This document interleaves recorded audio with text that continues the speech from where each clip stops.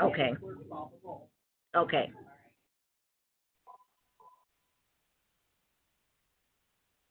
Okay, then we'll call the meeting to order. Madam Clerk, would you call the roll, please?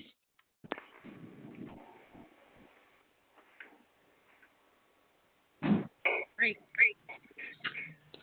Mark Ferry, Here. Mike Frizzalone, Here. Sherry Newquist, Here. Judy O'Gala, Here. Amanda Cook, Here. Jim Moustis, Here. Beth Rice,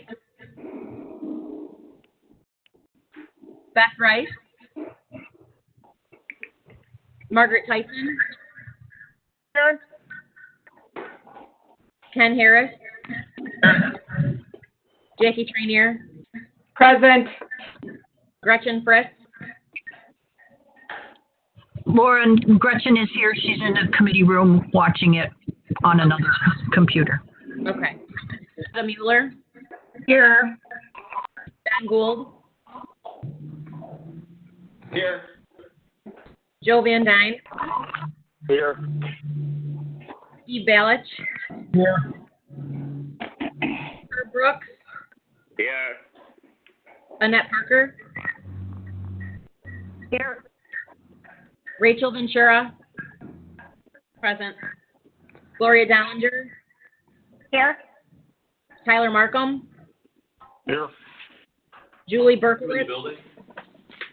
Here. I'll be there in 2 seconds. Mimi Cowan, Here. Ray Spinello, I'll be over in a second. Here.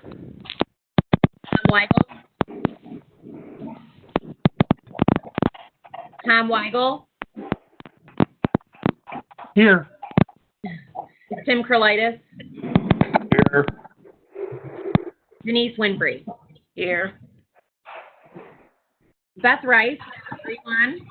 Beth Rice is on, but she's having trouble with her microphone and that, but yes, she is present, Lauren.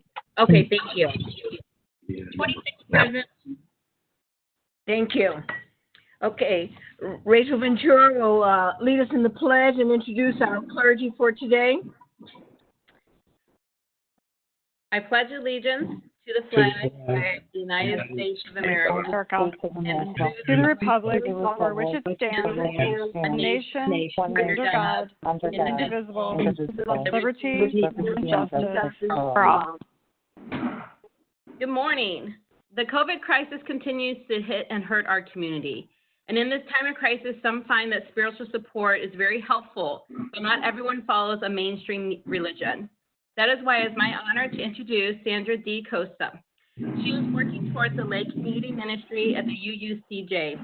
She is an artist, an activist, a healer, a writer, and an English teacher. She works for social justice and interfaith harmony. She calls herself pagan. Her theology is the divinity in all of nature. And the season of her liturgical year, her balance is the light and the dark seasons. Her prayers celebrate the rite of passage during the growing and planting times of year.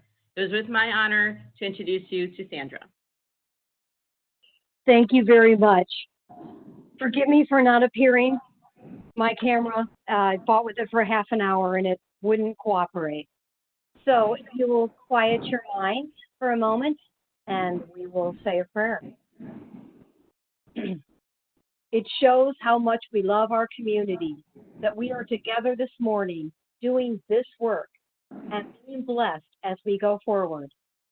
May the unknowable workings of the universe protect you as you meet today.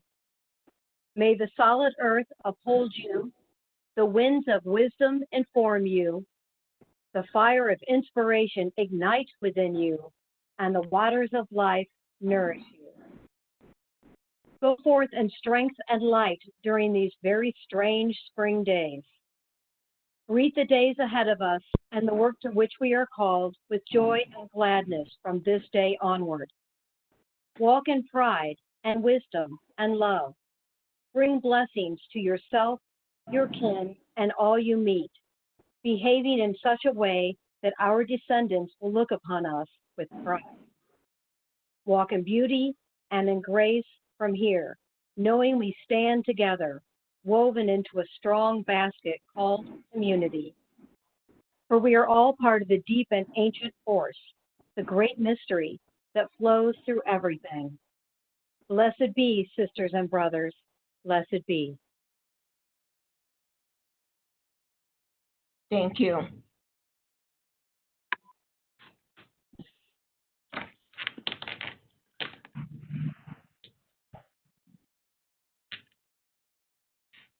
So that everyone knows how we'll operate today, all the microphones will be on mute. When you need to speak, you'll click your microphone, which will cause the hand to wave. And then you wait until Maura clicks you in so that we don't get the feedback and the over talking. So we ask everybody to be on mute until then, until you're acknowledged. Okay, so we have a motion to place on file a certificate of publication. All in favor? Aye. Aye. Aye. Aye. Thank you. Okay, we have the approval of minutes from the board, recess board meeting of March 19th Moved by Mustis. from Ferry. We need a second. Second, Frizzalone. Second from Frizzalone. All in favor? Aye. Aye. Any opposed? Okay, from the executive session of the county board, also from the 19th. We need a motion. Moved by Mustis. Second. Moved by Mustis, second by Ferry. Was there? Yes. All in favor? Aye. Aye. Opposed? Aye. Madam Clerk, our elected officials and the media present, if there be any. Yep. So for elected officials, I have County Clerk Lawrence Daly Ferry, Recorder of Deeds Karen Stucco, Superintendent of Schools Sean Walsh, Tim Brophy, Illinois State Senator Jennifer Bertino Tarrant, and Chief Judge Richard Shainstead. And I don't see any media present. Lauren, Duffy Yep. Blackburn, auditor, is still here. Is here. Thanks, Duffy. I didn't see you on the list. Sorry about that. Morning. Good morning. Thank you. And Lori Summers here from the Cook County Recorder's Office. From the coroner's office. That's all.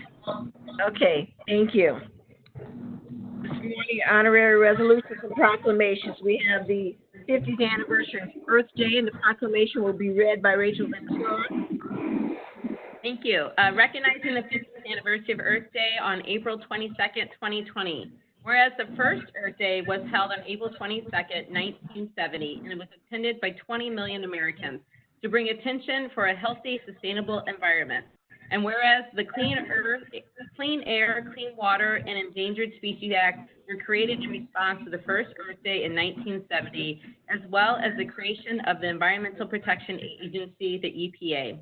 And whereas the first Earth Day is credited with launching the modern environmental movement and is now recognized as the planet's largest civil action and event, celebrated by over 1 billion people worldwide. And whereas the mission of Earth Day Network is to diversify, educate, and activate the environmental movement worldwide. And whereas Earth Day Network works in countries around the world to drive meaningful action for our planet across many issues: climate action, science and education, people and communities, conservation and restoration, and plastic and pollution. Now, therefore, be it resolved that the Will County Board and the Will County Executive hereby proclaim April 22nd, 2020 as Earth Day throughout Will County. Be it further resolved that the Will County Board and the Will County Executive encourage all of its citizens, businesses, and institutions to celebrate Earth Day and to help protect and restore the planet.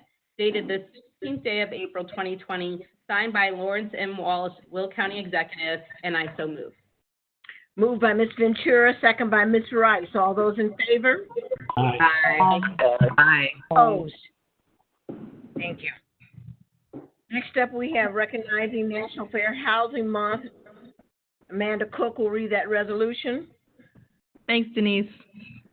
Whereas Will County finds that decent and safe housing is part of the American dream and a goal of all Illinois residents.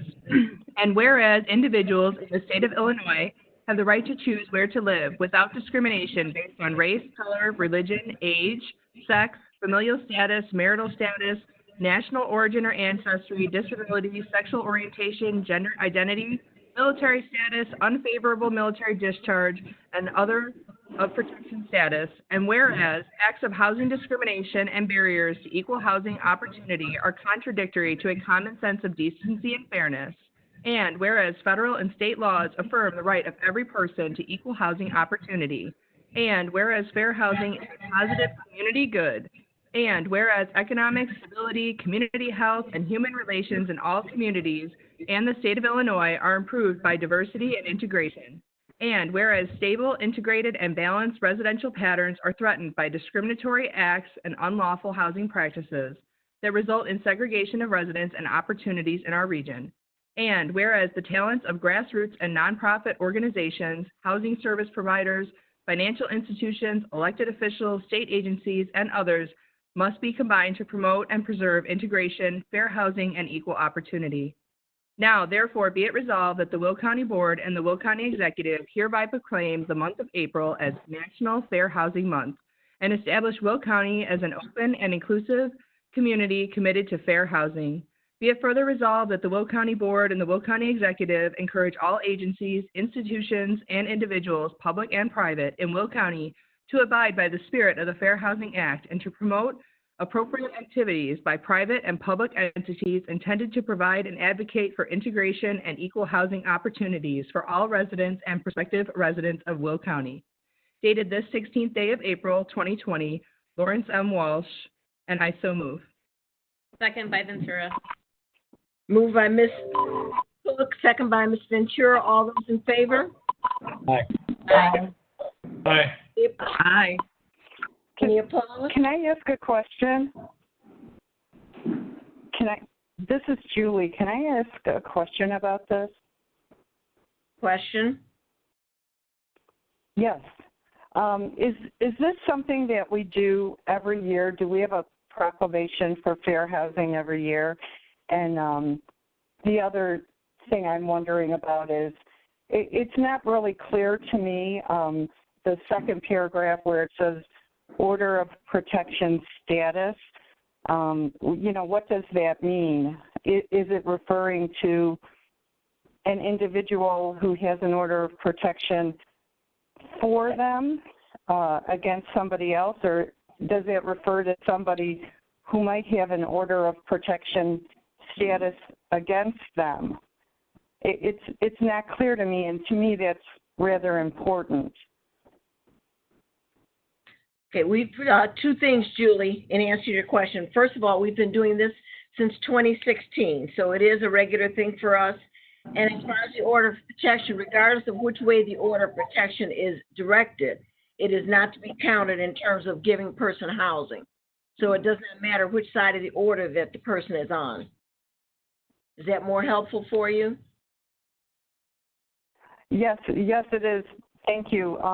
My only concern when I read this is regarding the property rights that the person has when if they're the owner of the property, because owning property is part of the American dream.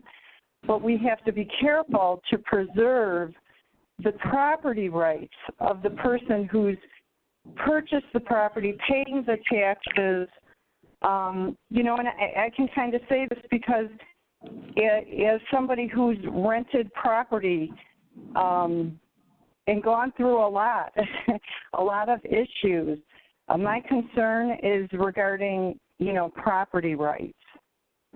Okay, and this recognition is just recognizing that this is Fair Housing Month. It does not change anybody's property rights. It is saying that we as a country, and certainly as our county, do not want to discriminate against people in terms of housing for any artificial means or, for any particular personal biases. It does not change the person's right to say they have a criteria for renting, provided that criteria does not violate any constitutional rights, any, does not fall into any of these categories listed in there. So the person still owns their property, has all rights to that property. It's just saying that when you rent or when you say that you're not going to let somebody in, you need to have some basis other than something discriminatory. But would you like to be listed as a no? Let me think about that, and thank you for the clarification. I appreciate it. Thank you. Other questions on that one? Okay. Next up, we have recognizing the centennial of the University of St. Francis, Ms. Dollinger. Oh.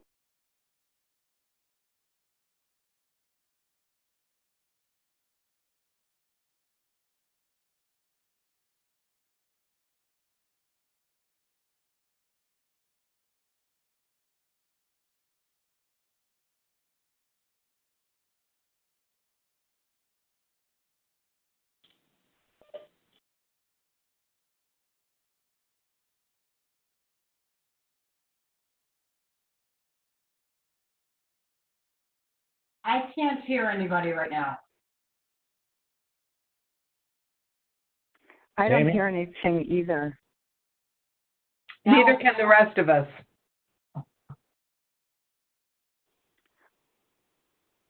This is Julie. Can anyone hear me? I can hear you now. I hear you, but I don't hear the rest of the people. You hear me? Hi, this is Jeff. Mike.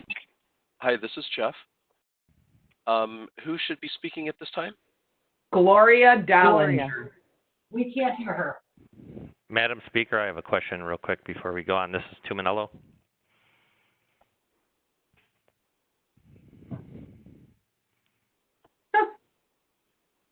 It appears we lost Denise too. Hick, can anyone tell me, did we take a vote on that last resolution? I know Julie had a question and kind of interjected right in the middle of it. I didn't know if we formally voted yes or no. Yeah, we voted yes. So it was afterwards that she asked if she had a question. Correct. Okay. Technically, it was when Denise asked, were there any nay votes? Then Julie asked her question, but the yay votes had already taken place. Okay, that's where it was confusing. Thank you. Ray, this is Herb. Can you hear me? Herb, I could hear that wonderful preacher voice in my ear. What's up? I even got my preacher teeth here. I even watched you on Facebook this last weekend. I thought, well, I needed to go to church, so I chose your church. Okay, thank you. Listen, love the music. I am having real big problems connecting. I am looking, Ray, at this long line of bills we have to pay. Now, okay. I lost Denise, but do we have to read all this off? Yes, I can hear you, Herb. And yes, so if you think that you may lose connection partway through, if you want to defer to Ray, that's fine. Ray, you got a better connection. You guys are popping in and out on me. You might hear half of what I said. Well, then we might only pay half the bills, Orb. All right. All right. I will take care of the bills, not a problem. Thank you, sir. I think we lost the connection from the county building for a minute, but I believe, hopefully, we're back. Okay, I hear everybody, so it sounds like we're back. Do we have Gloria back? Yes, she's on. Okay, Gloria, do you want to go ahead, your proclamation for University of St. Francis?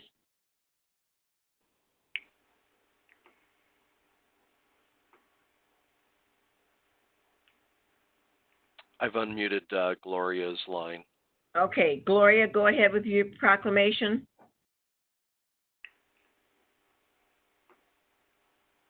Or maybe she can't hear me.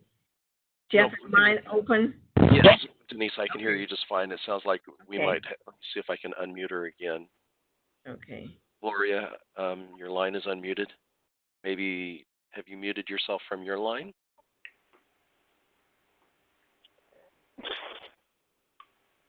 Sounds like she's trying to get on, Jeff.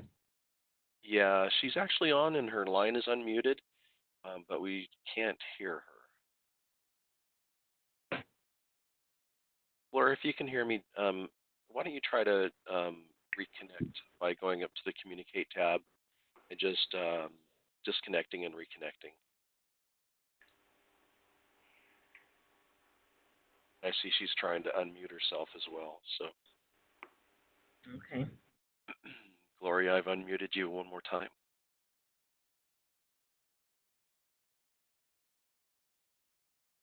Denise, do we want to try to go to the fourth one while Gloria tries to reconnect maybe? Come back to the third? Thank you for your suggestion.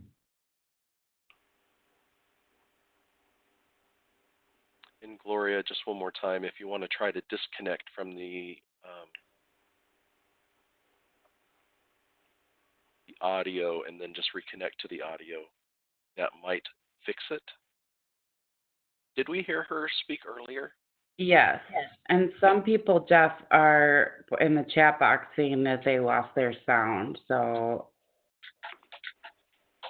it's possible that she doesn't hear you. Okay, Richard is good now. Okay, it sounds like we might have had a lost audio.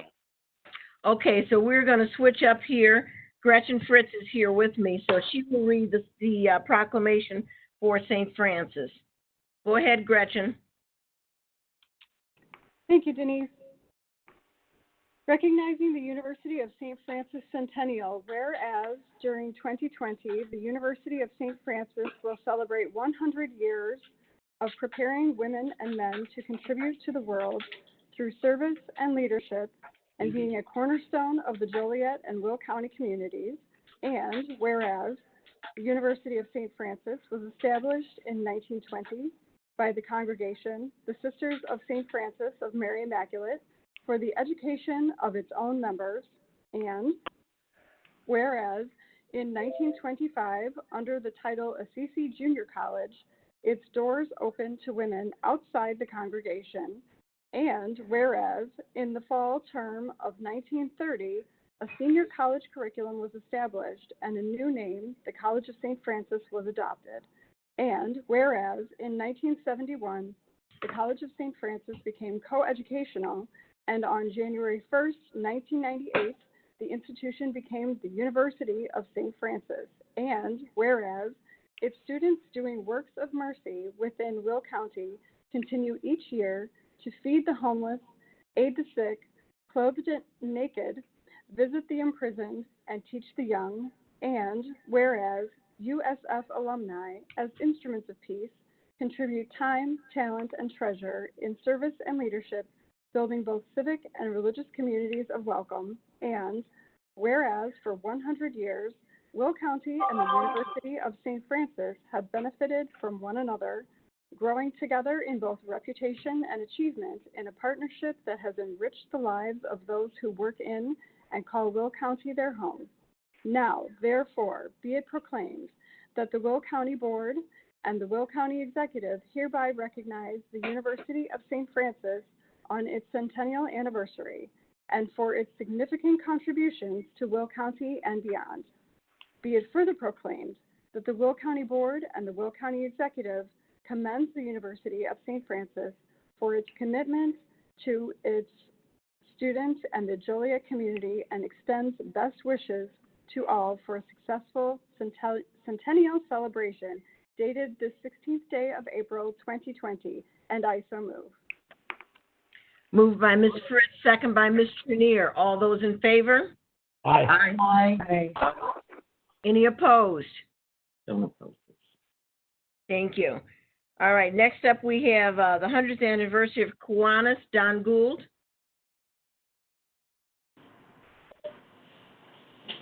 Good morning, Denise. Can you hear me? Yes, thank you, Don.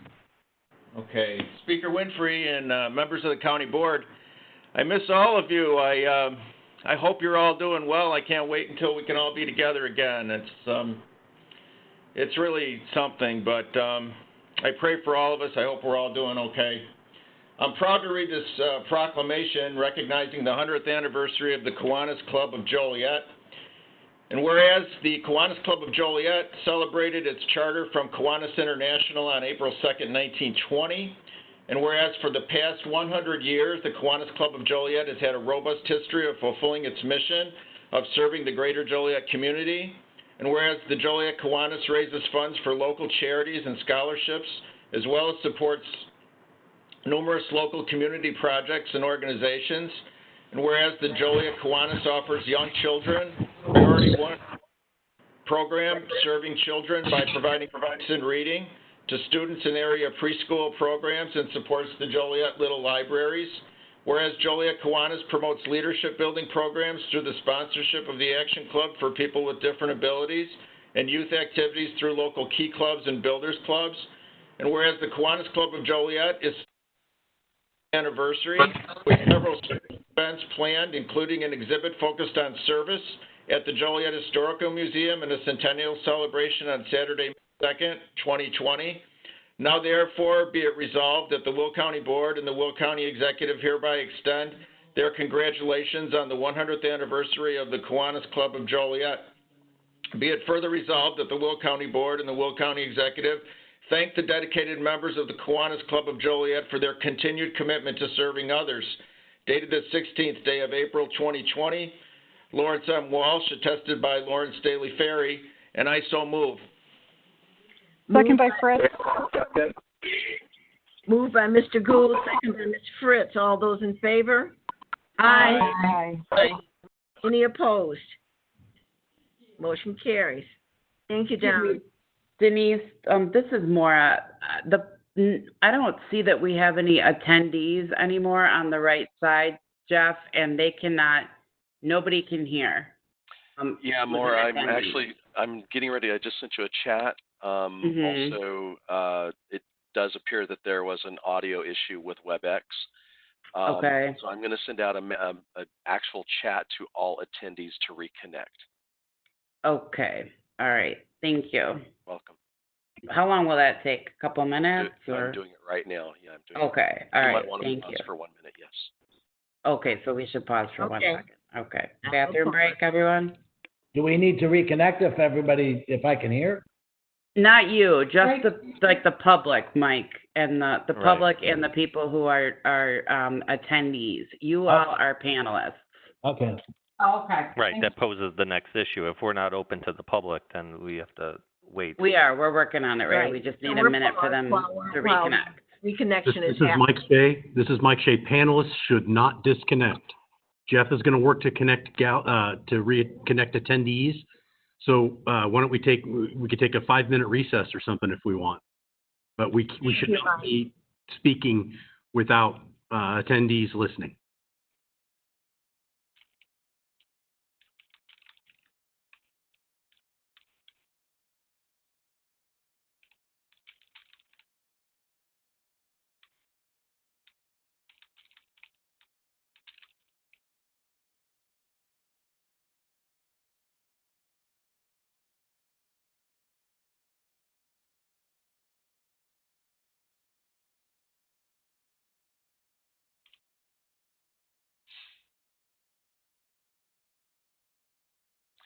Okay, a message went out to all attendees.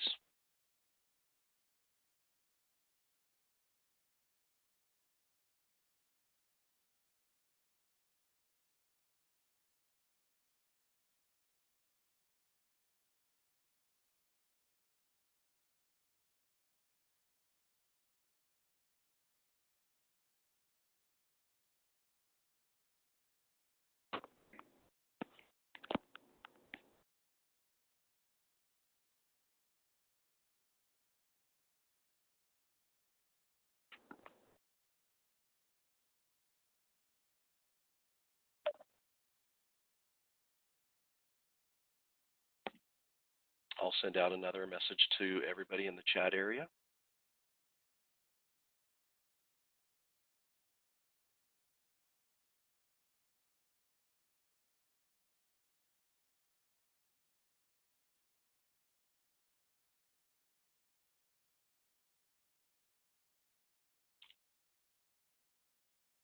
Okay, I've sent out another message to all attendees.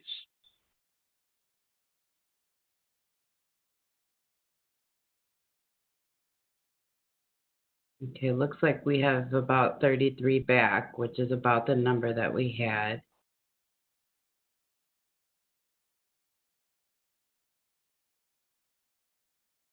Okay, and I've sent out a response in the Q&A area as well. Great, thanks. And I can confirm that I'm hearing it on my recorders as well. Excellent.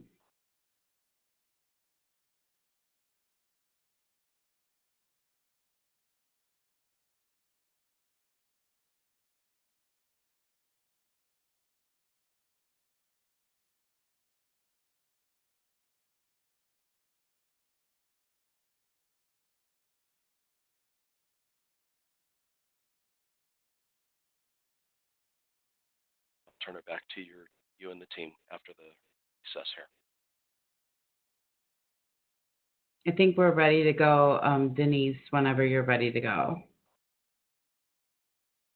But you may want to wait 2 or 3 more minutes.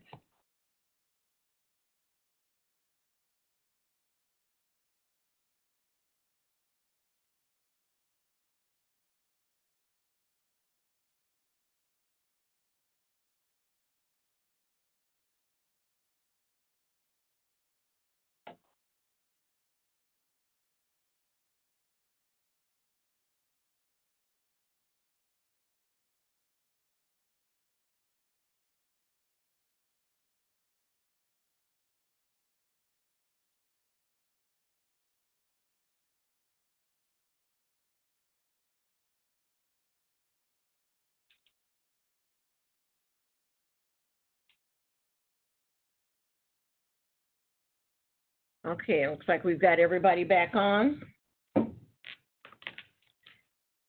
Believe so, Denise. Okay, so all resolutions approved at the March 19th, 2020 County Board meeting have been signed by the county executive. Next up is new business. In this section today, what we're going to do is allow for updates from those departments who have some relating to COVID-19. You should have all gotten a written update from Animal Control and also from the problem-solving courts about what their efforts have been. I am really sorry to interrupt you again, Denise, but apparently everything is frozen from the attendees' angle. Jeff, do you have any thought on that? I'm not sure what they mean by frozen. Let me take the ball away from kind of working a couple of different issues right now. And so let me take the presenter ball away from Denise or from Beth for a second. Okay, is this the slide that we're supposed to be on, Maura? Yes. Okay, it is. Okay. I'm just going to do one little test here. Like I could see a nut. Oh, a nut's moving now. Okay, but Duffy looked frozen earlier. Or Yeah, I was and told he was frozen. Duffy's, yeah, everything looks good on this end here. So Beth, I'm going to send it back to you for. Am I okay, Karen from the recorders? I'm sorry? Jeff, we can hear you, Karen. Okay, just checking. Jeff, I sent an email to 3 people that were attendees, asked them if they were getting on, and they say they keep getting stuck in a connecting loop. Okay. Again, it does sound like WebEx is having an issue. I'm trying to confirm with Cisco, but I would go ahead at this point and just continue as best you can while I work the different issues. Okay. So again, I say, I'm sorry. Maura, were you saying something? No, this is Beth. I just wondered, is that since the public can't hear us, are we okay with going forward with that? I'd ask for Phil Moss from this. No, they're not on. Okay, then we have to wait. If they can't hear us, we have to wait.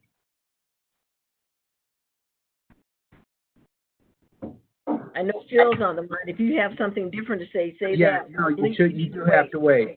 I just wanted to be sure everybody knows you do have to wait. Okay. Thank you. Thanks, Phil.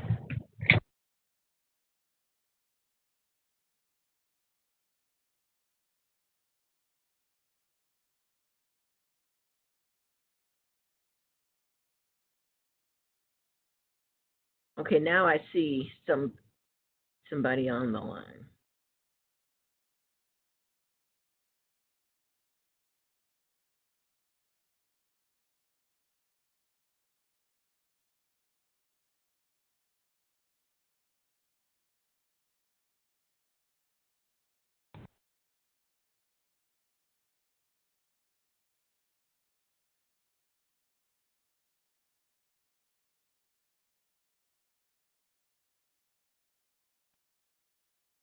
Jeff or Mike, Shay, are we going to get some sort of, like when this is figured out, are you going to just let us know? Jeff is the one that's on with Cisco, so he would have to let us know when we're good to go. Okay, thanks, Mike.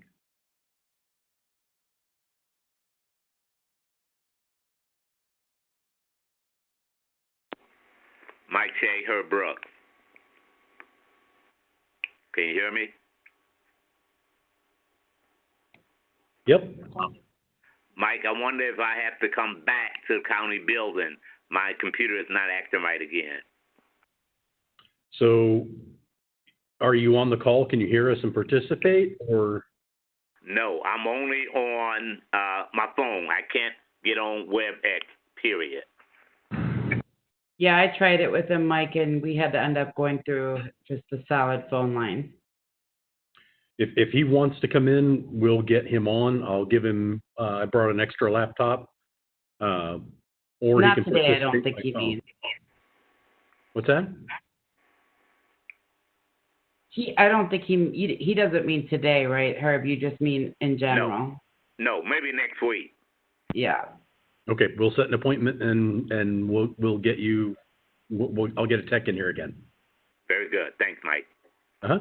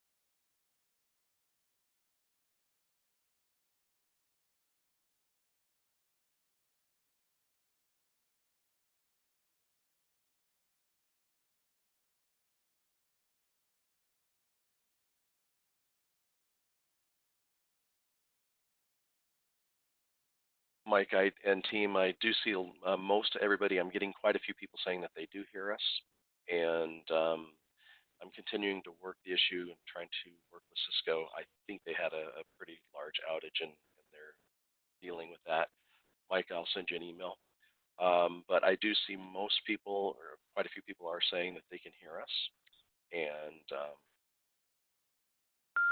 for those of you that can hear my voice, if you need to redial back in, just click on the Communicate tab at the top of the screen, click on Audio Connection.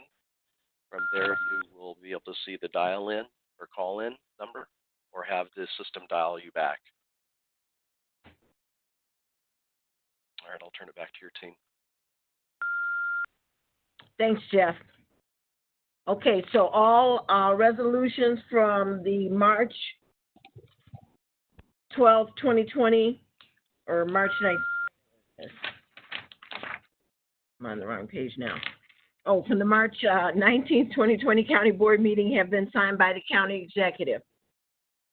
Our board members have asked for updates from departments about what they're doing in relation to COVID-19 in terms of protecting employees, any special measures they have taken. You should have received in your email a update from Animal Control, also one from the Problem Solving Courts. Right now we have Rhonda Novak on the line, who is going to speak to what she's doing in the assessor's office. Rhonda? Good morning, everyone. In the assessor's office, we are fortunately staying up to date with regard to the tax cycle. I'm sure the treasurer may talk more about that. His bills are, I'm told his bills are going to go out on time. We're running a very small crew, about 5 or 6 of us in the office, but we're running about 8 people remotely to keep up. We do have a piece of legislation that our area reps and senators I have talked to support. Typically at this time of year, we send out 25,000 renewal exemptions. Those are primarily seniors, disabled persons, and veterans. We're working on a 1-year rollover so that we don't have to have that public contact, and for the safety of our taxpayers. We've had to cancel all of our sign-up events.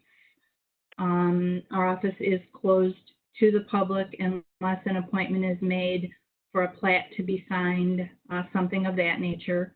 I continue to communicate with the county executive's office and the county board.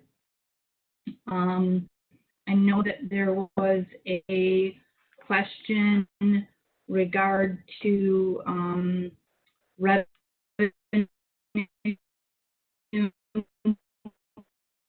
I can't answer what will happen with tax revenue for the bills that are going to go out, but the assessments that are coming in right now from the assessors for 2020 payable 21 are based on the prior 3 years, and at this point there is no legislation out there.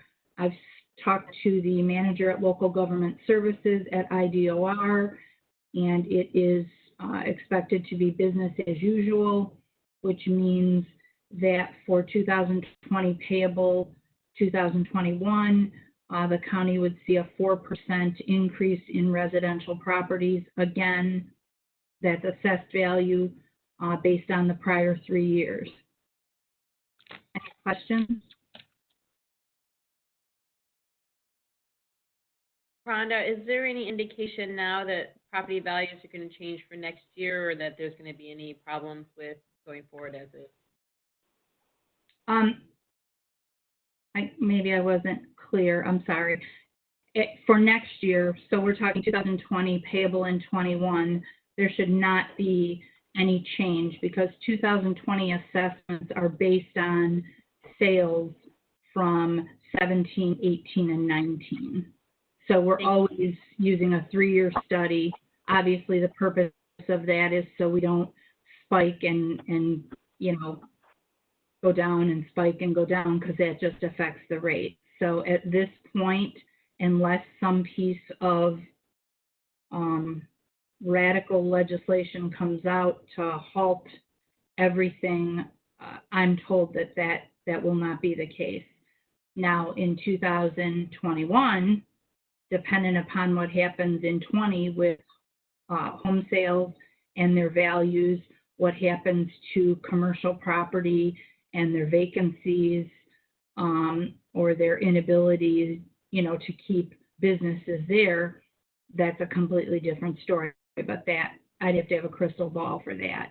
I can tell you that Cook County is already working on something with regard to vacancies on commercial property, but they're standing alone on that. That's not coming from support of our statewide association. I really appreciate you clarifying how that's calculated. And then if they are doing something that seems like it would work here, would you present that to the board or to leadership, what Cook County is doing, if it's something that we might want to look at here as a county board? My opinion is that utilizing vacancy for short periods of time does not relate to market value. If you have vacancy, there are so many, you know, in this case, it could be because businesses are going out of business, but that would be something that we have to look at. Just to use one approach to value, I'm not supportive of that, so I would not come to the county board and ask for that support.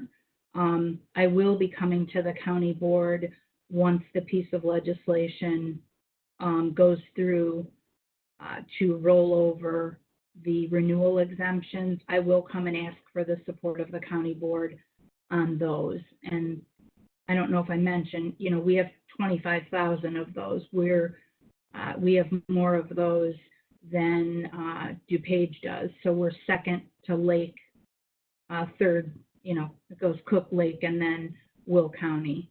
But in most cases, the information that is being submitted to us and that renewal is no more than a senior filling out a form and getting a notarization, which is going to be difficult for them. Coming to the office, it would just be a nightmare. And our state association is supporting it along with the Department of Revenue. And I understand that the governor's staff has come out with positive comments on that. So I'm anxiously awaiting that. Thank you very much. You're welcome. Hi, this is Julie. Half of what you said, it was garbled and I wasn't able to understand what you were saying. Can you email that out to us? Certainly, Julie. Thank you. I think the public is still having an issue hearing. I see in the chat that Dave Tack wrote that he can't hear still, and the MAC group cannot hear. Oh, they just figured it out. So hopefully everyone can hear. I apologize. I'm just getting messages and I don't want to continue if people cannot hear. Right. No, Maura, I agree. I have a couple that are saying the same thing as attendees, that the picture is there but no audio. I have sent them the phone number, but Jeff, I don't know if it's just looping. It just says connecting, but nothing's happening. Okay, I'm going to go ahead and just send out the phone number to everybody so that they can dial in. Thank you. Beth? Beth, Yeah. This is Ray Tuminello. I just wanted to let you know that I had my secretary just looked up the WebEx shortage. There actually is a pretty big outage for audio in our area, and I guess a lot of people are trying to dial in at the same time as us. I don't know if in the future we might want to try to schedule a meeting in the afternoon where we're not hitting the rush hour load on this phone, but it might be something to consider because there are a lot of people that are having a problem. It's not just us. We've had a lot of other problems, Ray, with this program, but this is the first time we've experienced this. Yeah, and I apologize, everybody. This is Jeff. I have checked with Cisco, and I see that it's not only affecting your meeting, it's affecting quite a few other meetings currently as well. So for future meetings we need to be on, we may need to look at timing on this. Okay. Do we have public on now? Jeff, are you able to tell if they're just calling in then? I mean, I realize you don't have phone numbers, but... Yeah, I just actually put in a phone number into the chat area for everybody to dial into, to all attendees. Okay. And I am looking right now and see quite a few that are connected correctly, and I can confirm on my computer that I am hearing the audio. Yeah, I just got a message though from the undersheriff, and they cannot hear. So if you could send out that number. Yeah, it's already been sent out to everybody. Oh, okay. Did you send it in the question and answer part too? I just don't. I'm not sure if everyone reads those chats. I'm not sure they can see them. I don't know how else you can send it out, but I'll take care of it. Yep. Thank you.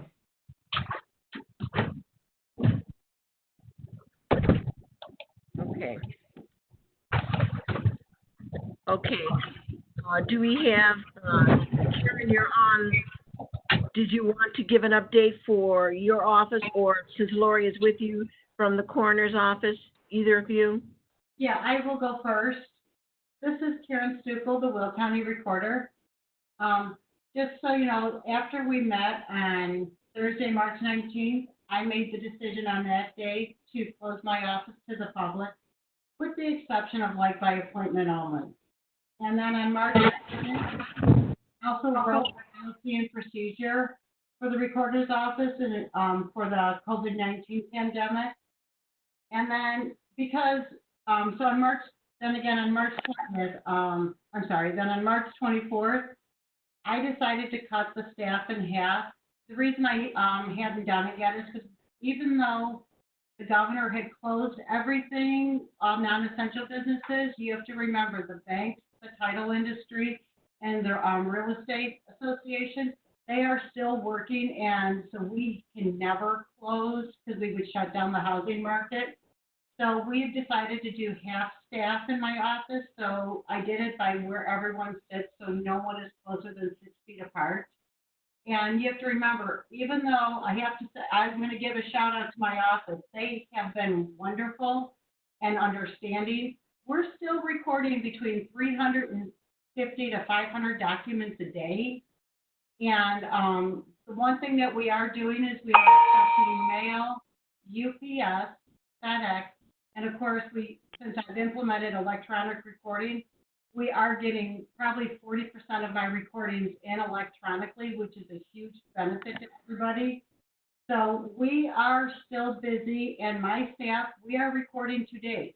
So whatever comes in today is completely recorded all today. So there is no lag behind in anything from our office.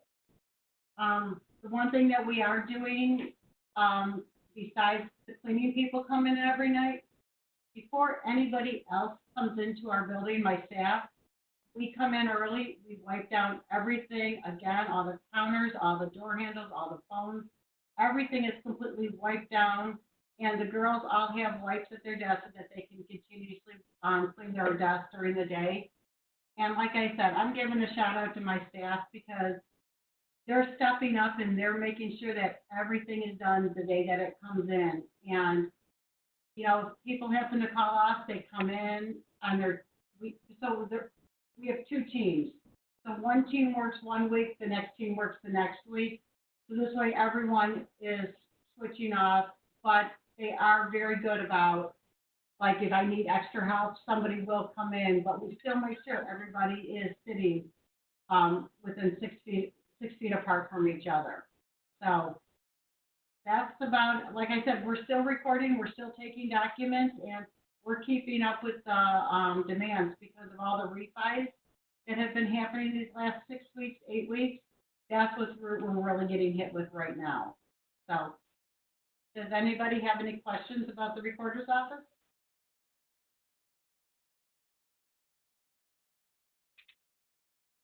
Karen, this is Rhonda Novak from Assessment. Hey, Rhonda. I just want to piggyback on what Karen is saying. I didn't go through that whole discussion, but Karen is right. Her office is doing an excellent job staying on track, which allows my office to continue to verify legals and to stay up to date with conveyances and name changes so that the right people are getting tax bills. So as soon as Karen sends us a day, we're working that day. So we've been very fortunate with the staff that we do have here or working remotely to be able to stay on time, and that's huge. They're working extremely hard. Thank you.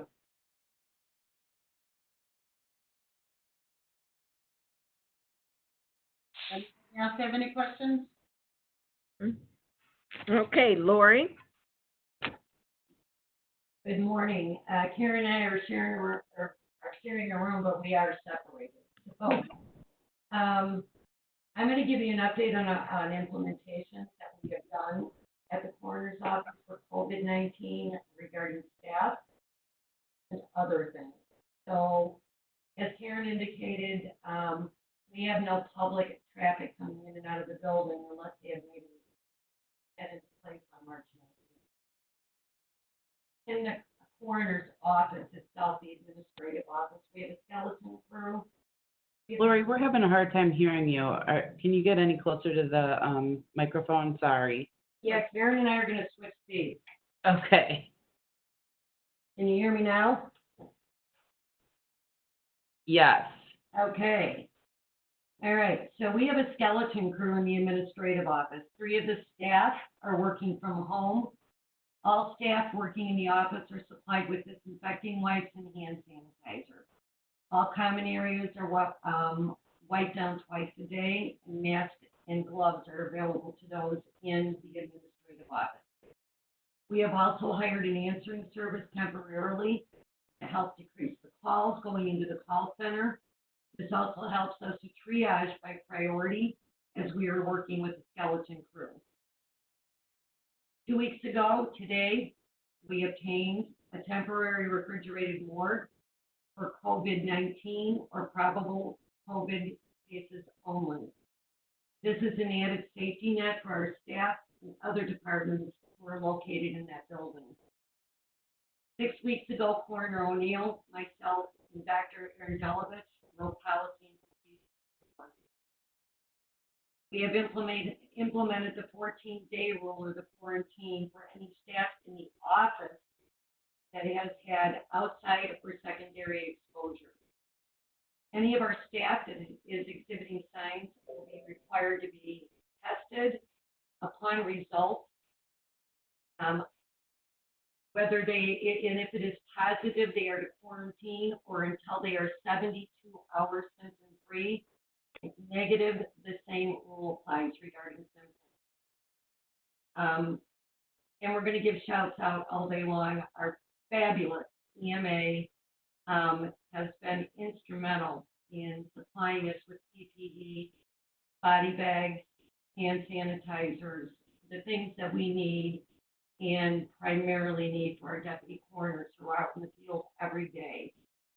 The other thing that I want everyone to be very clear on is that the coroner's office is not taking jurisdiction over COVID or COVID suspected cases that are hospitalized or in long-term care facilities. And that includes anyone that has been in under 24 hours, because normally we would take jurisdiction. We worked hand in hand with the area hospitals in setting a protocol for these cases at time of death. The doctors are signing off on these cases since there's a definitive diagnosis with comorbidities. And what's happening is we're having the decedents go straight to the funeral homes. This prevents any extra movement of the decedent and eliminates exposure to a whole other group of people. All in-home field calls are being treated as COVID cases. If the deputy coroners are notified upon arrival that the decedent tested positive or has a pending test, they're going to call their primary care physician directly and ask if they will be signing the death certificate. If they are, we ask the family at that time to pick a funeral home. And if they do, again, the decedent will go directly to the funeral home, eliminating exposure by moving the decedent. It's actually 4 more moves. If the decedent is brought back to the temporary morgue, and this is how we are proceeding with the hospitals and the long-term care facilities, all COVID or COVID suspected cases are double bagged. Fortunately for us and for Karen's office, we have not had any positives at all. The staff again is stepping up. The deputy coroners have a really tough job, and they have been phenomenal. And I can't say enough about them or the staff in the office. With 3 people being at home and adding into work for people such as Mary Guadino, it pretty much has tripled her work, but we're getting everything done. So if anyone has any questions, please.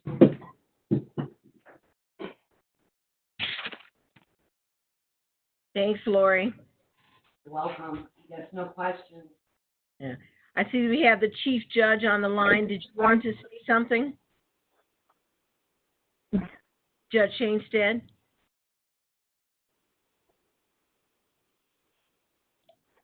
Can you hear me? Yes, thank you. All right, thank you. Thank you, Speaker. I do. First, I'd like to give my thanks to both other branches of county government, both the county executive's office as well as the county board, for helping me provide resources to the judiciary and the courthouse and facilities here. So thank you very much for doing what you can to help us. I entered an order on March 17th that kept the courts open while keeping in mind that we have to provide certain services, law requires services, while at the same time protecting the public and our employees from the virus. That order from March 17th basically reduced our 37 courtrooms in 3 facilities to 6 courtrooms in 2 facilities. We have 1 felony, 1 misdemeanor, 1 family, 1 civil, 1 juvenile, and then we have a full-time order protection courtroom working as well. So those 6. Up until March 17th, we were averaging about 2,500 visitors per day in the courthouse. On April 1st, that number was down to just over 200 per day. This week, it's just over 50 per day. So our efforts here have been largely successful in the social distancing and keeping people away from possible exposure. We've taken a team approach here. We rotate, including judges in all my departments. We rotate a new team in virtually every week, and everybody else works remotely from home. A couple of things that we're working on is, obviously, it's not going to happen tomorrow or next week, but when any order gets lifted, we are working hard here to plan the full reopening of the courthouse, including all services. That's going to be a challenge, especially with jury courtrooms, for instance, because we'll have issues with juries moving forward. We anticipate even when the governor's order gets lifted, that it will be with conditions including significant social distancing, and that's something that we have to take into account as we plan the reopening of the courthouse. One thing I have been doing is considering relaxing my March 17th order to some degree. For instance, civil and family divisions. We are, the family division, I entered 2 administrative orders this week that allowed the family division to handle a significant number of cases, including prove-ups, pretrial hearings, pretrial statuses, and settlement conferences by video through Zoom. Those orders were entered this week. Judge Garcia is the presiding judge of the family division. He and his division have been great in getting that prepared so that, and that information has already been sent out to the state as well as to the local bar associations with specific instructions as to how they proceed with the protocol to get their cases heard through video. We're doing the same thing with the civil division. We hope to roll something out next week through presiding judge Bobby Petrangaro along with her judges. We met yesterday actually on a Zoom conference. There are some different issues, different challenges with that, but we're working those through. We expect to have something going, again, as I said, by next week. My order from March 17th is set to expire April 30th. I am looking at an order right now that I intend to sign this morning that will extend that order until through Friday, May 15th. So I don't anticipate, I ask you not to anticipate that the courts will reopen to any major degree other than they are open now until May 15th. My hope was that the governor would act sometime this week because, of course, that information would help me in determining when I might open the courthouse. But I really can't wait anymore since our clerk, Andrea Chastain, and her staff has done a wonderful job in being sure that thousands of notices have gone out and that information has been protected and saved within her department. But they need to have a certain leeway time. And if I enter the order today, that will give them 2 weeks to do what they need to do within the divisions of the courts to send out more notices if we have to continue cases in the first 2 weeks in May. I didn't really want to do that, but I think it is going to be necessary for a lot of reasons, medical reasons, the science, as well as just the planning of all this. So that's what we're doing as well. And finally, we had our expungement fair, what we call the Fresh Start Fair, that was scheduled for June 13th. A lot of the county board members were involved last year. It was a very successful event. Pastor Brooks and Speaker Winfrey are both on the committee, the planning committee for this time. And we spoke amongst the committee, and we decided, of course, to postpone, not cancel, but postpone that expungement fair scheduled for June 13th until August 8th. So you'll soon be getting new information, new flyers, and I would ask that anybody I'm talking to right now consider posting it in their offices, the county board members, to get the information out to their communities. I'd really appreciate that. So that'll be coming soon. Other than that, I think that's all I have to report for right now. I'd be happy to take any questions. Thank you, Judge. There are no questions for him. I have Andrea Chastain, the circuit clerk, on as well. Denise, I do have a question. Okay, Jim.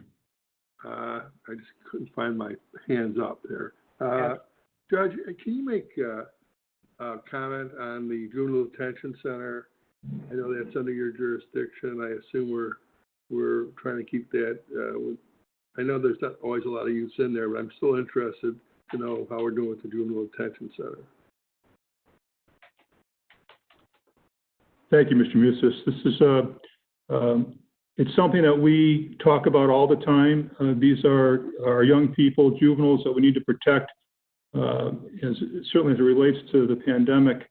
We've been averaging anywhere from 25 to 35 people in there, or young people in there per day. There is an entire protocol for keeping the detention center clean, and there's an entire protocol that will keep social distancing between the employees as well as amongst the juveniles. We are taking juveniles from other counties under certain circumstances, including the requirement to quarantine when they come in. Okay. But we're not sending them out. Oops. Andrea, then. Did that answer your question, Mr. Missis?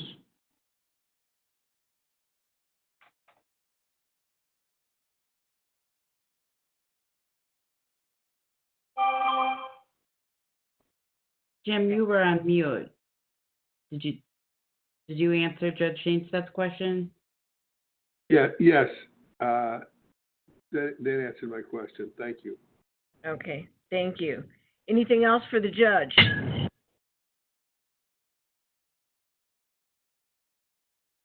If not, we'll go to Andrea, followed by Duffy.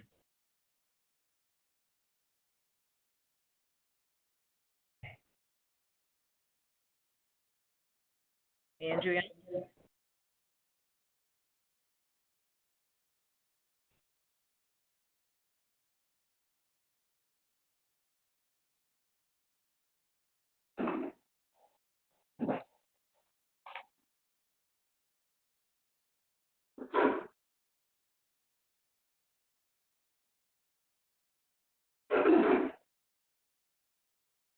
Whose line do you need to have unmuted? Andrea Chastain. Andrea's line is now unmuted. Hi, good morning, everyone. As Chief Judge said, we're going to be working really hard to make sure that we get out notices to the individuals that have cases scheduled for the first 2 weeks of May. We are definitely working with a reduced staff. We do have the main office open 8:30 to 4:30 Monday through Friday. We're still doing holiday courts on Saturdays. River Valley is still functioning with staff out there as well, just with some reduced time and hours. We're also just trying to make sure that the things that are coming in at River Valley just are for cases that are heard at River Valley, probate, juvenile, and adoption cases. The next thing that I wanted to tell you is that we do have a reduction in our hours for phones as well. We do have our operators on hand until 8:30 to 12:30, and then we have individuals that are doing live chat in the times that we are not answering the phone. So that's pretty much the update. Thanks, Andrea. Questions for her? No. Then we move to Duffy Blackburn. Thanks, everyone. Thank you, Speaker. Good morning, Board. The auditor's office is closed to the public until May 1st, aligned with the state and the stay-at-home order. The waste management purview landfill audit will be by contract. This is going to be occurring as scheduled. And then other audits, such as the checks to be paid audit, is going to be done bi-weekly along with the normal check run of the county. The fiscal analysis posting will be done on a weekly basis on the county website. The checkbook online, all the checks will be posted as well. Questions for Duffy?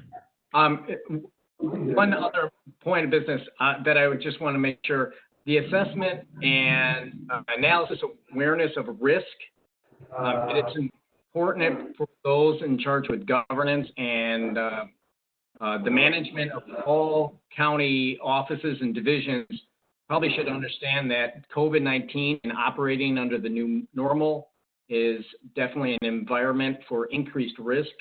There's a few pressure points that I think everybody should just be aware of as far as financial statement impact, IT security, phishing emails, other risks because we're going online, and then also increased dealings with possible new programs and grants that we'll be receiving, changes in staff and duties and hours, and fast tracking of different suppliers or shifting resources. So I just want to make sure that everybody is aware of the increase in risk to our county. Thank you, Denise. Thanks, Duffy. I have Tim Brophy who'd like to speak. Members, sorry I have no video. I'm in the office every day and we don't have cameras on these machines. So you know we're busy getting tax bills out on time. They should hit mailboxes in the first few days of May. The office is preparing for what will likely be some larger lines here late May and near the due date in June. We're suggesting a new window here in the lobby that will keep visitors in the hallway in the lobby instead of coming into the treasurer's office. So we're working on those changes. I know there are other counties that have provided different forms of relief that you may have been hearing about. I provided county board leadership with some of that information as well as information about our receipts that may be pertinent in that discussion, and am stand ready to help with any other information you all may need if you get those requests. That is all I have for you unless there are any questions. Thank you, Tim. Tim, I have a question. I'm hoping, this is Rachel Ventura, I'm hoping you can come to a future committee meeting for maybe finance to kind of discuss what penalties or late penalties might look like. I know the state's attorney gave us some advice, but we're hoping to maybe work with your office on some potential solutions if they should be needed. Thank you. Sure, Rachel, the penalties, what we can look at is prior year's experience. Penalties and interest last year and for the first month were about $250,000, $224,000. For the 3 months between June and September, they totaled $568,316. So I'm thinking going forward because of the COVID, the potential, the fact that some people may not be able to pay on time and what that means and what policies might need to be created, that the county board can help with or can take some of your advice on so that we make sure that our constituents can pay their bills on time and aren't at threat of losing their houses. I'm more than happy to appear and to help. Thank you very much. Madam Speaker, it looks like David Du Bois has something, has his hand up, and Mike Frizzlone does as well. Okay, thank you. Let's go, David. Yes, Speaker, thank you. Good morning. I have an update for the Land Use Department per yesterday's request from the board office. The Land Use Department has been equipped and is committed to serving the residents and businesses. We are providing services while we're keeping the health and safety of our employees as our top priority. Within the governor's executive order, it specifically identifies certain components and functions of our office that are essential services. And although our office is closed to the public for public access, we are maintaining normal business hours, and we are accessible online and by telephone. We have reduced staffing in the office on a rotating basis for only those that have to be in the office. That can typically be 2 to 3 employees per floor. We have 3 floors per day. All other staff is working remotely through the cloud, and more specifically through SmartGov and eCourt and through VPN. All field staff are conducting inspections and following CDC recommendations. And we do utilize GoToMeeting to conduct regular staff meetings and manager meetings. We are encouraging customers to contact us by email or by telephone for any questions, and to utilize the department's SmartGov web portal for the submittal of building permit applications, scheduling inspections, and associated payments. In addition, all business-related deliveries, including building permit applications, are offered a drop-off option as well at the department if the public can't submit them electronically. But again, there's no public interaction there. We are very busy, more specifically with our community development division, has been directly involved in the COVID-19 response, has been heavily involved with the continuum of care in providing alternate housing for the homeless, and we're going to be actively involved in the administration of ESG and CDBG funds that we will be getting under the CARES Act, or the county is going to be getting. Our R&E is continuing to conduct IEPA delegated inspections. It continues work on the RNG project and CPACE project, and continues to offer some recycling programs and other services. There are certain things that are going to be postponed, certain events, obviously, and we are continuing to provide online education outreach. Development services, again, very busy. We continue to process building permit and zoning applications. We're issuing building permits. We're conducting associated inspections, and we're continuing to do online meetings with the public for pre-application meetings. For example, during the period of March 23rd through April 9th, that division received 550 calls from the public, conducted or had customer contact remotely with in over 2,500 cases or transactions, which return calls, emails, bonds, permits. We've issued 121 building permits, and we've completed 241 associated inspections. So in summary, I mean, we've adapted to the situation, but I really, really want to compliment our staff at the department. It's, been phenomenal. Everybody's been working very, very hard, and business operations have been continuing. Civil and the Chief Judge's plan. Thank you, David. Mike, you had your hand up? Yeah, I actually had a question for Tim. Okay. Tim, do you have an idea of what percentage of property tax get paid directly from the banks through escrow accounts? Mike, that average last year, we brought in $404,880,137 from just escrow accounts. That's 20.83% of our total levy of $1.943 billion. 20%. Okay. Thanks. Yes, sir. Dave, any questions for David?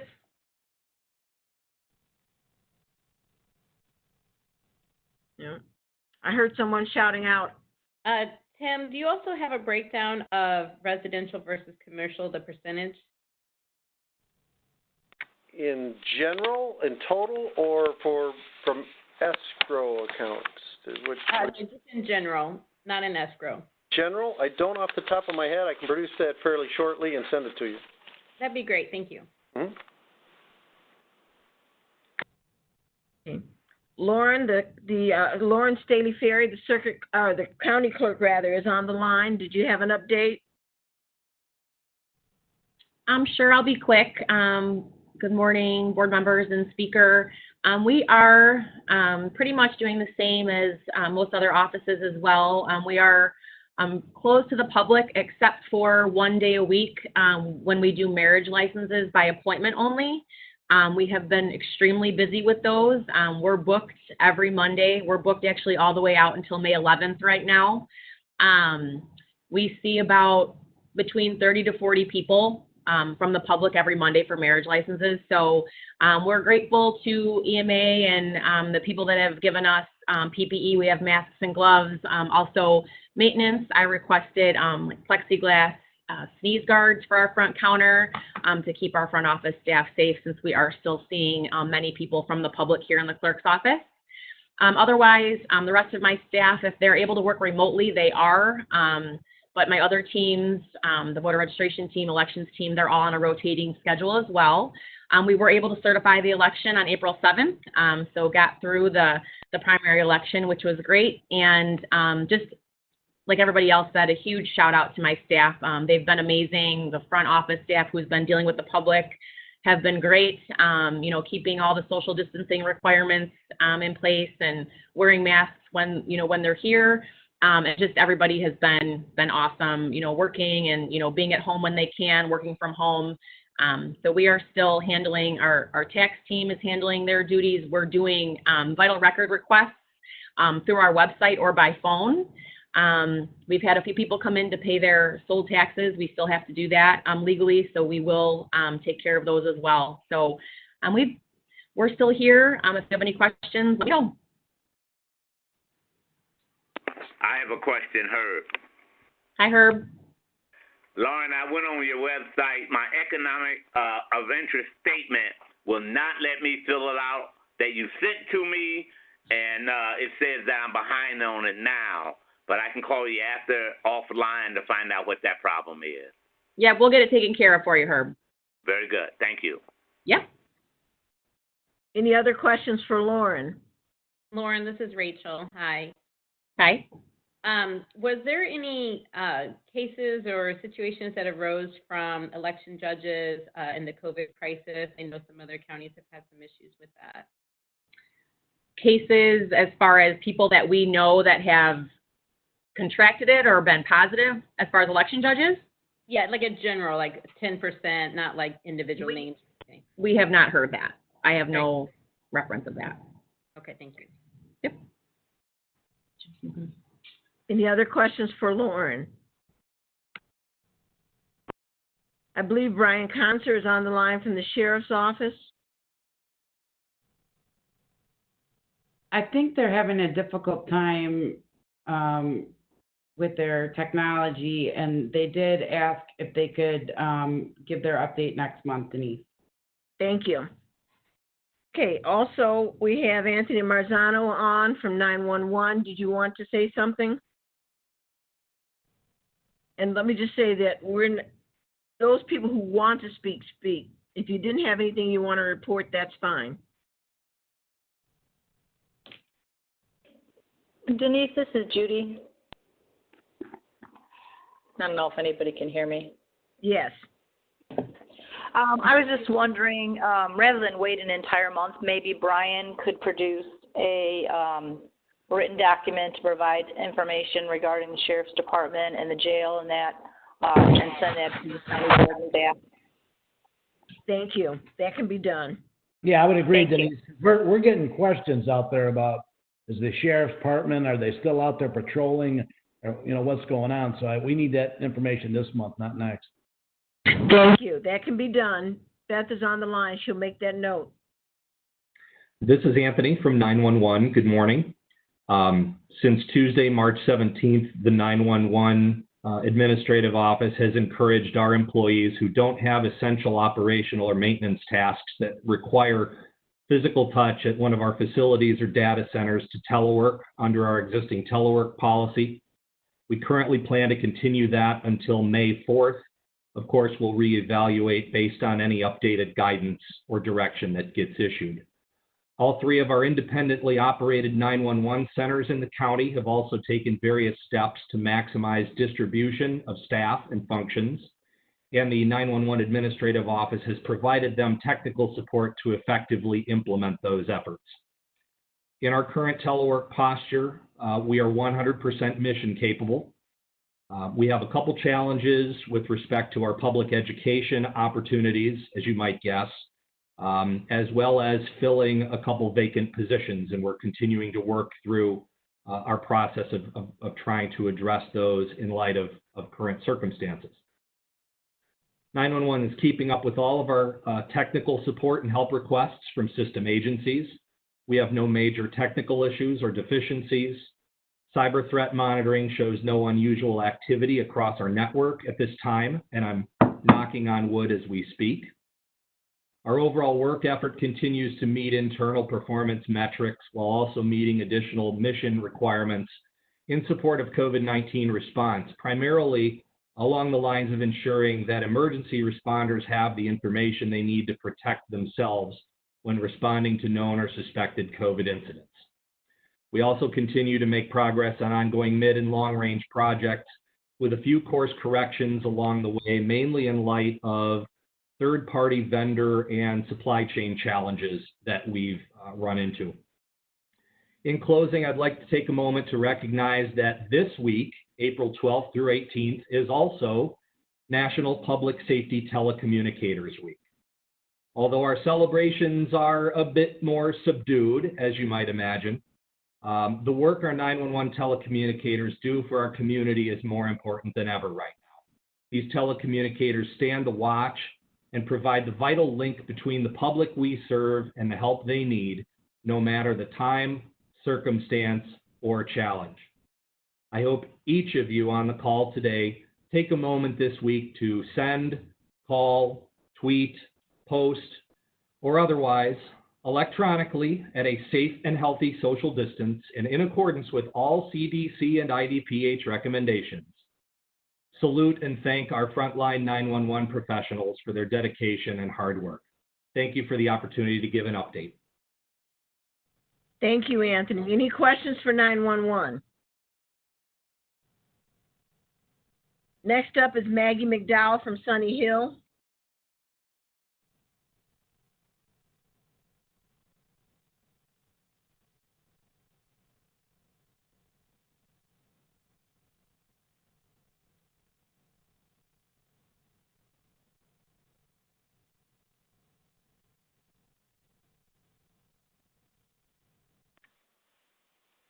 Denise, while you're waiting, I got a quick figure on the breakdown of taxes. 72% is from residential, 26% commercial, 1.5% farm, and some miscellaneous small amounts. Thank you, Tim. Thank you, Tim. Tim, would you send that over, please, in written form so that all the board members can have that? Yes, indeed. Thank you. I see Maggie. Jeff Gallagher, do you see her on here? I sent her a message. Maggie McDowell? Yes. Yeah. Oh, she just unmuted. Yeah, she's trying to unmute. It sounds like she's having issues again with her microphone. Okay. Maggie, I don't know. Do you need a minute or two to work that, Jeff? I'm sorry? Do you need a couple minutes to work that? Because we could switch to Sue Olenek instead. Well, her phone is unmuted. Maggie, Okay. I don't know if you want to. Have we heard Maggie speak in today's session already? No. No. Okay. Maggie, can you speak? Her phone is unmuted. Maggie, if you send me your phone number in the chat, I just sent you a chat. If you respond to that, I will call you and I can give you, Jeff, if she calls in, would she be able to?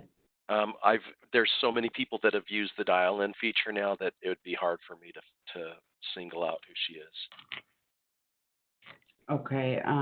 Well, we may Okay. have to do that because I think people want an Did update. you try calling in to like your number or Denise's number and be put on speaker? That's possible. I just don't have Maggie's number, so if someone, Beth, maybe if you could send it to me, and then I could get her on the line. I'll call Maggie and see if I can get her on. I don't. Okay. Denise, do you maybe want to move on to Sue and then we'll bring Maggie in? Olenek, are you on? Sue?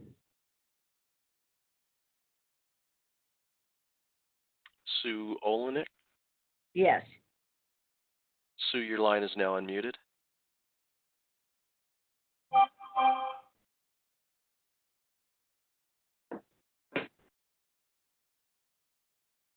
Sue, I'm trying to unmute your phone line. Are you able to unmute your phone line? Not able to unmute her phone line. It looks like Sue's device is on mute.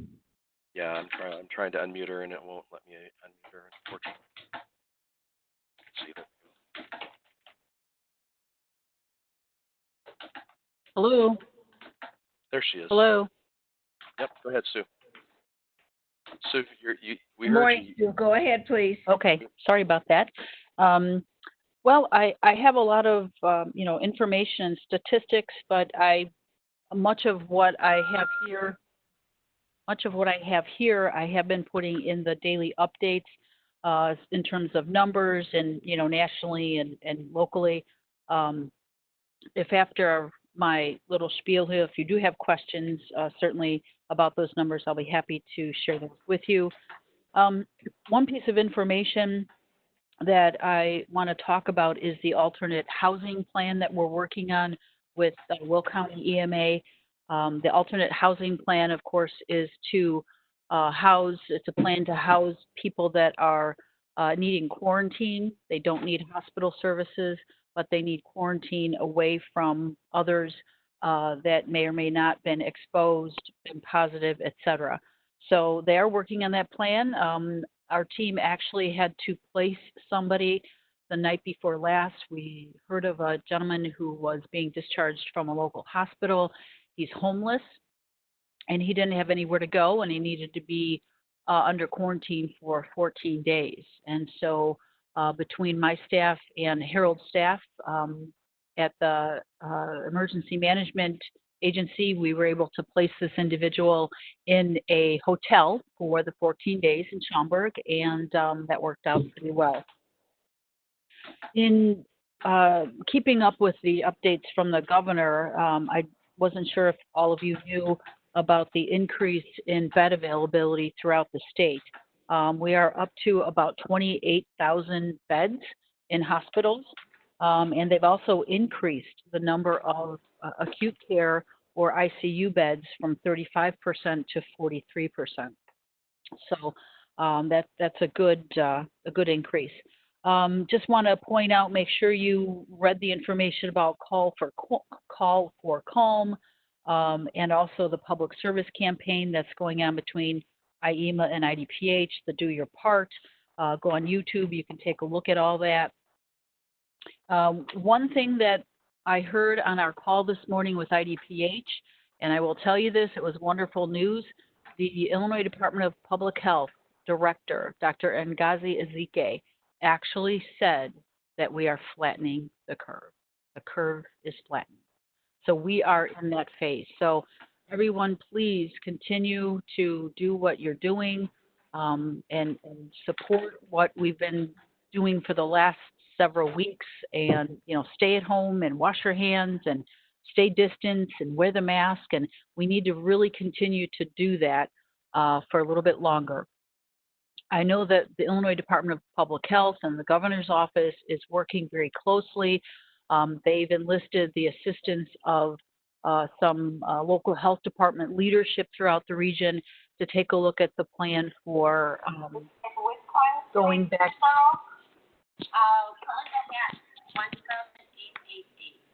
For going back into the public and reinvigorating the economy. They can't just say, okay, everybody go back and think that everything's going to be business as usual. We won't have accomplished everything we need to. So they are working on that plan. I think that's part of the reason why the governor is apprehensive about not saying whether he's going to extend the stay-at-home order or it will end on the 30th. So there's more to come on that.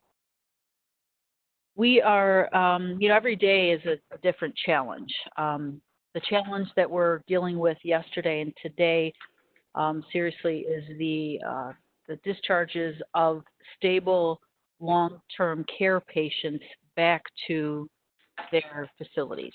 Many of the facilities, and this is a problem across the state. It's not just in this county, but there are a lot of long-term care facilities that don't want to take back their residents. And for the most part, the reason is because of staffing issues. Their staff has been diminished by, COVID positives as well. Their staff is home in quarantine, and they don't feel like they have enough staff to properly and carefully care for these individuals coming back from the hospitals. So I have been in touch with IDPH. I was actually out at a site with them. I was at Symphony with them earlier this week. Been working with them very closely to try to figure out how to combat this. Let's see what else we have here. I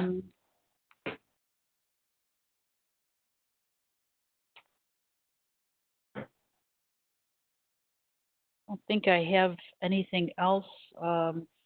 We have received, I think I put in my report, we have received the grant application for reimbursement dollars for our COVID activities. My finance director is working through that, so we will see some reimbursement there. I believe our department is cited for about $200,000 to $280,000 of reimbursement, so that is definitely a good thing.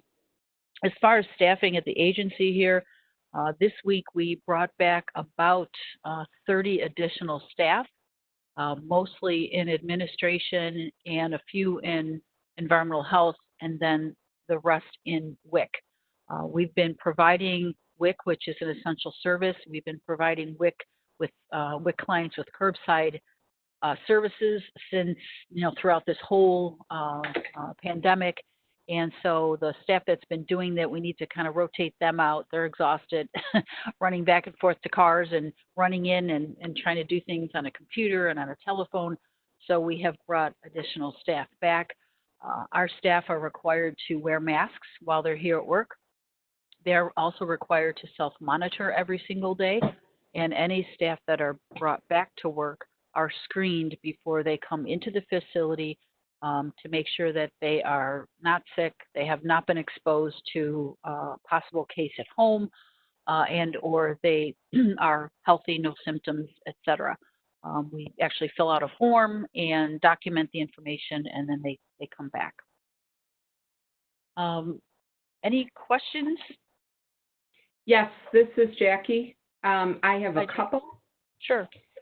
So thanks for all the hard work. I know how stressful this is and difficult. My husband works in a hospital, so I can identify with some of the issues that you're going through, especially as it pertains to HIPAA regulations. But I have two concerns.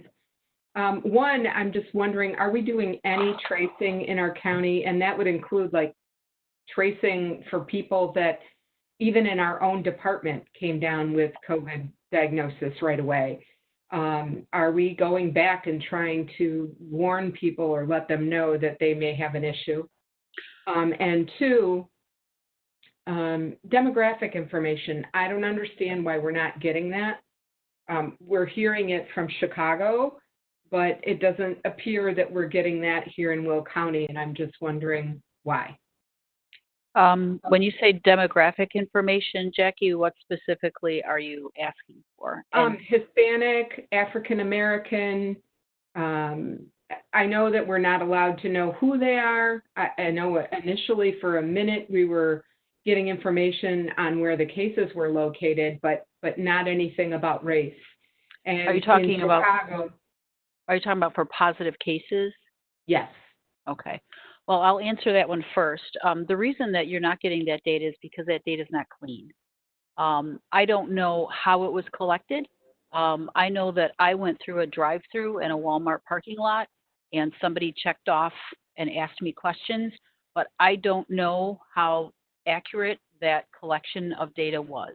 And I'm not going to make assumptions that all those people did it right.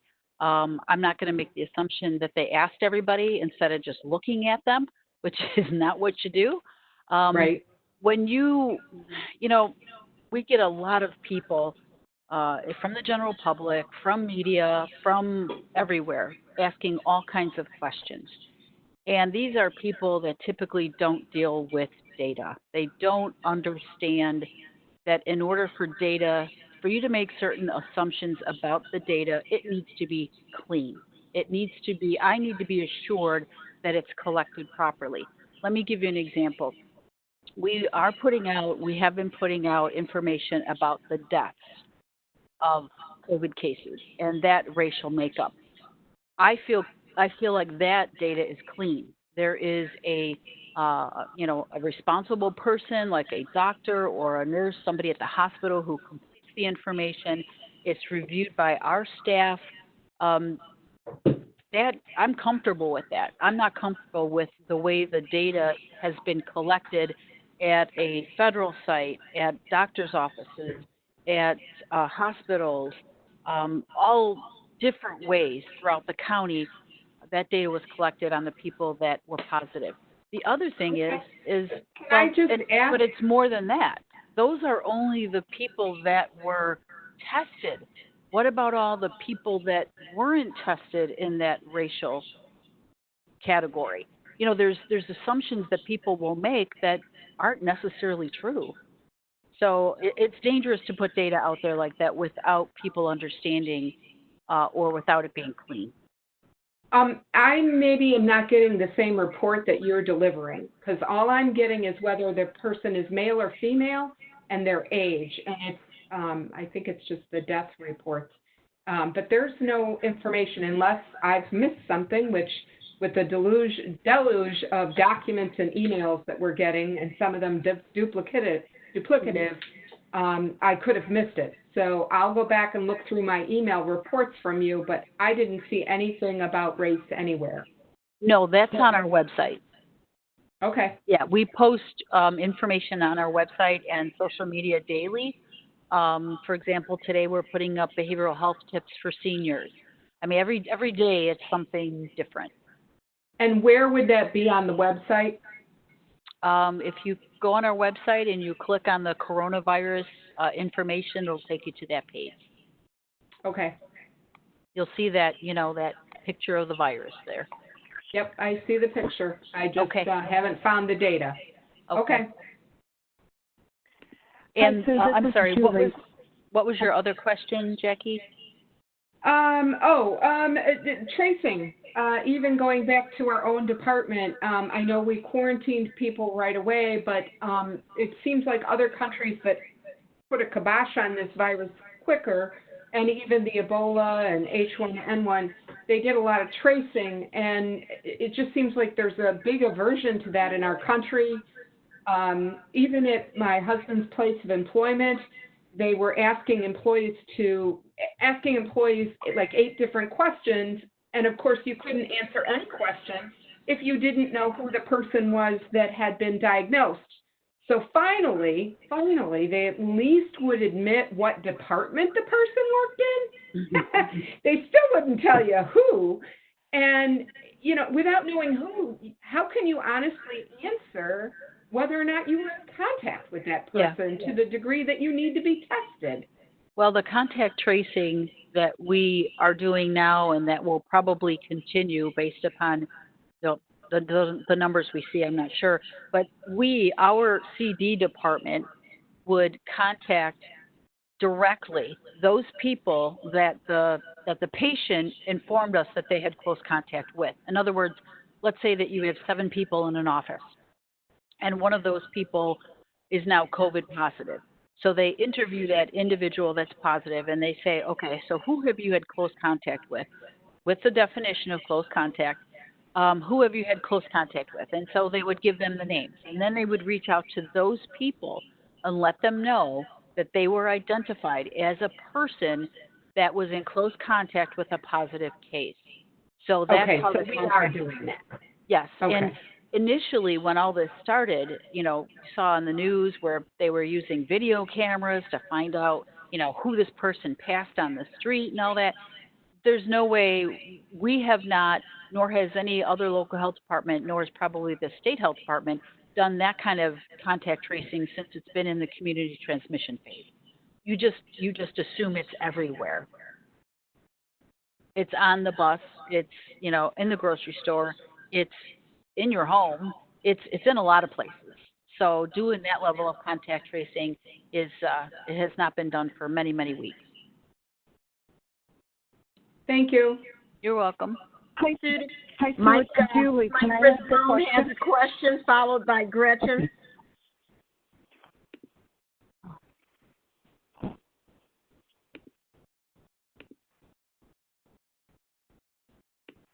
Mike Brisbane or Gretchen? Mike, followed by Gretchen. I'm sorry, I didn't have my mic on. Sue, based on your today's report, you had 111 people tested in your workforce, of which 25 were positive. Yes. 86 were negative. What's the status of where those people are? I mean, are the 25 still in quarantine at this point? Are they coming out of quarantine? Actually, they're in various places. If they tested positive at the, the middle or end of last month, they're back at work. We have a return to work procedure that is in compliance with CDC and IDPH requirements, which, as you know, have been, the guidance has changed about 3 different times. But those Right. people are in various places. Some are still out, some are back at work, and some are just working remotely. And my second question is, in the total numbers of cases and deaths, are the Symphony Nursing Home numbers in that number already? Yes. Okay, so that's a good portion of the number of deaths in the county then. Yeah. Probably over a quarter of them. Yeah, unfortunately. Yeah. Okay, thank you. You're welcome. Sue, thank you. Sue, my question is about testing. I'm hearing the governor is complaining a lot about testing. So are you satisfied with the testing? And I'm a little fuzzy on who is actually putting on the testing. Is it hospital networks? Is it county health departments? Is it the state? Who is actually doing testing? And do we have enough sites in Will County? Okay, so first of all, when people say testing, sometimes there's a misunderstanding. There's testing, and then there's running specimens and doing the lab work. Right now, they're testing specimens at all the state labs, which is Springfield and Chicago, and I forgot the third one. I don't know, 3 state labs. And then there are other private labs like Rush and LabCorp, and I believe Quest is also still doing it, that are doing specimen testing as well. They're running the specimens. The state lab has been doing a fantastic job with turnover. The turnover at those 3 labs is about 2 to 3 days. They have stepped up the number of staff. They have been going around the clock. So that anyone who's been sending the specimens to the state labs have been getting a good turnaround. The private labs, and I'm not talking about point of care tests, I'm not talking about any of those. I'm talking about the regular NP nasopharyngeal swabs that they take. Any of those that were from the Walmart testing facility or the Walgreens in Bolingbrook, some of the other sites, they were sending those specimens to the private labs. And the private labs turnaround time, gosh, that got up to 10 days. It was very difficult. It was supposed to be 3 to 5, and then it went from 5 to 7, then it went 7 to 9, and then we actually have several that didn't come back until 10 days. No, I am not happy with the testing time frame, the lag in getting those results, because obviously you've got a person who wants to know, and you've got the people around them that want to know what those test results are. And of course, if they're symptomatic, they should be quarantined. They should be away from everybody anyway. But people want to know what those results are, and what they should have done at those testing sites that were the federal and the private partnership, the government and private partnership.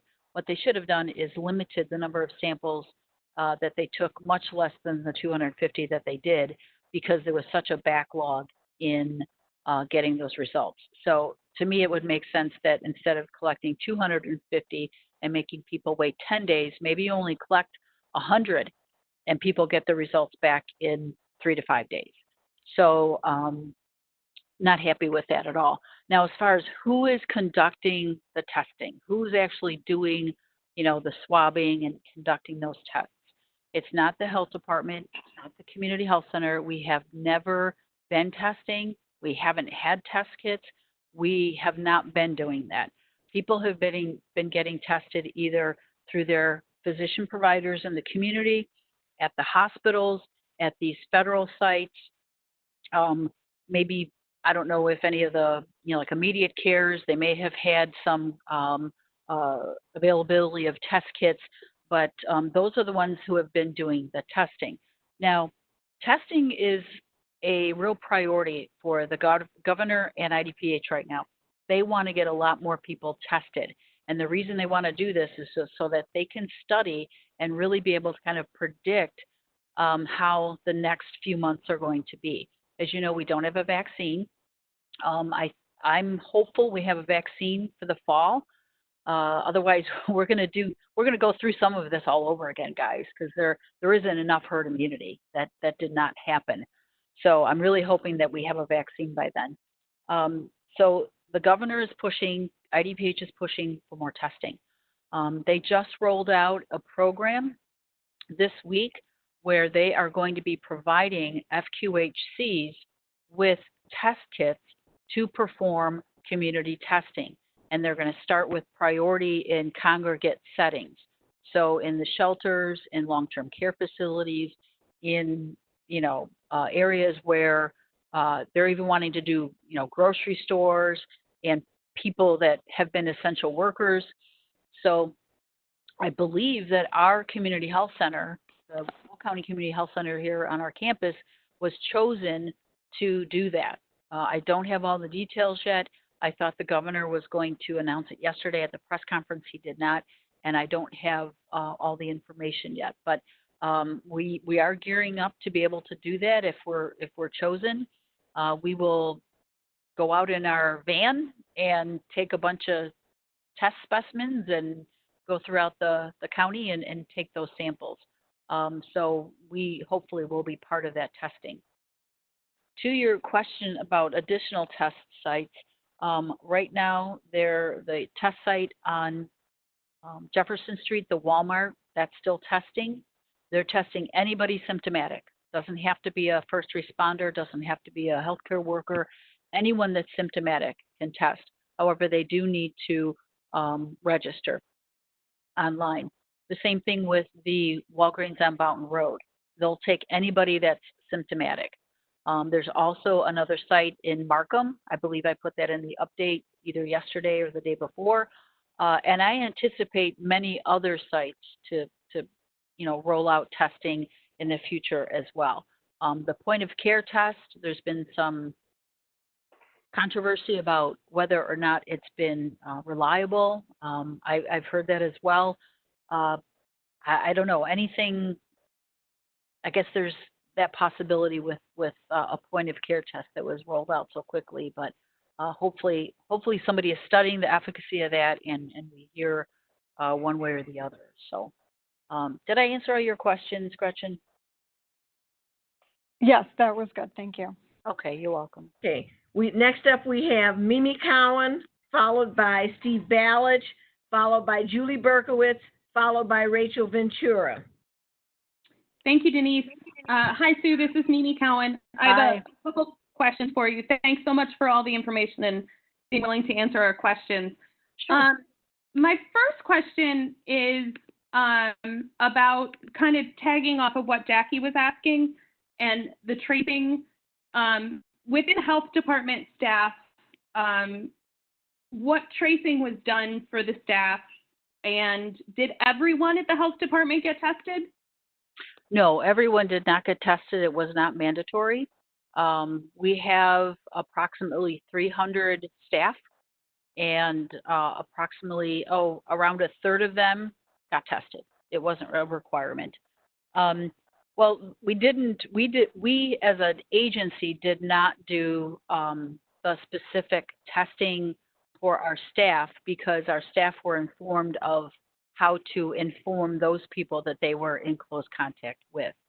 And we had closed our doors. If you recall, we closed our doors to the general public back on March 20th, before, a week before we even knew we had a positive. I closed the doors, and we did all, we did no face-to-face, and there were a few people in only that were by appointment only on an essential basis. We did not, we didn't have the need to go much further than family and coworkers. It was disclosed to all of the division heads which staff in their divisions were positive, because we are monitoring on a daily basis, and we continue to do so. My division heads are required to provide me with a report every single day about the condition of all of their staff.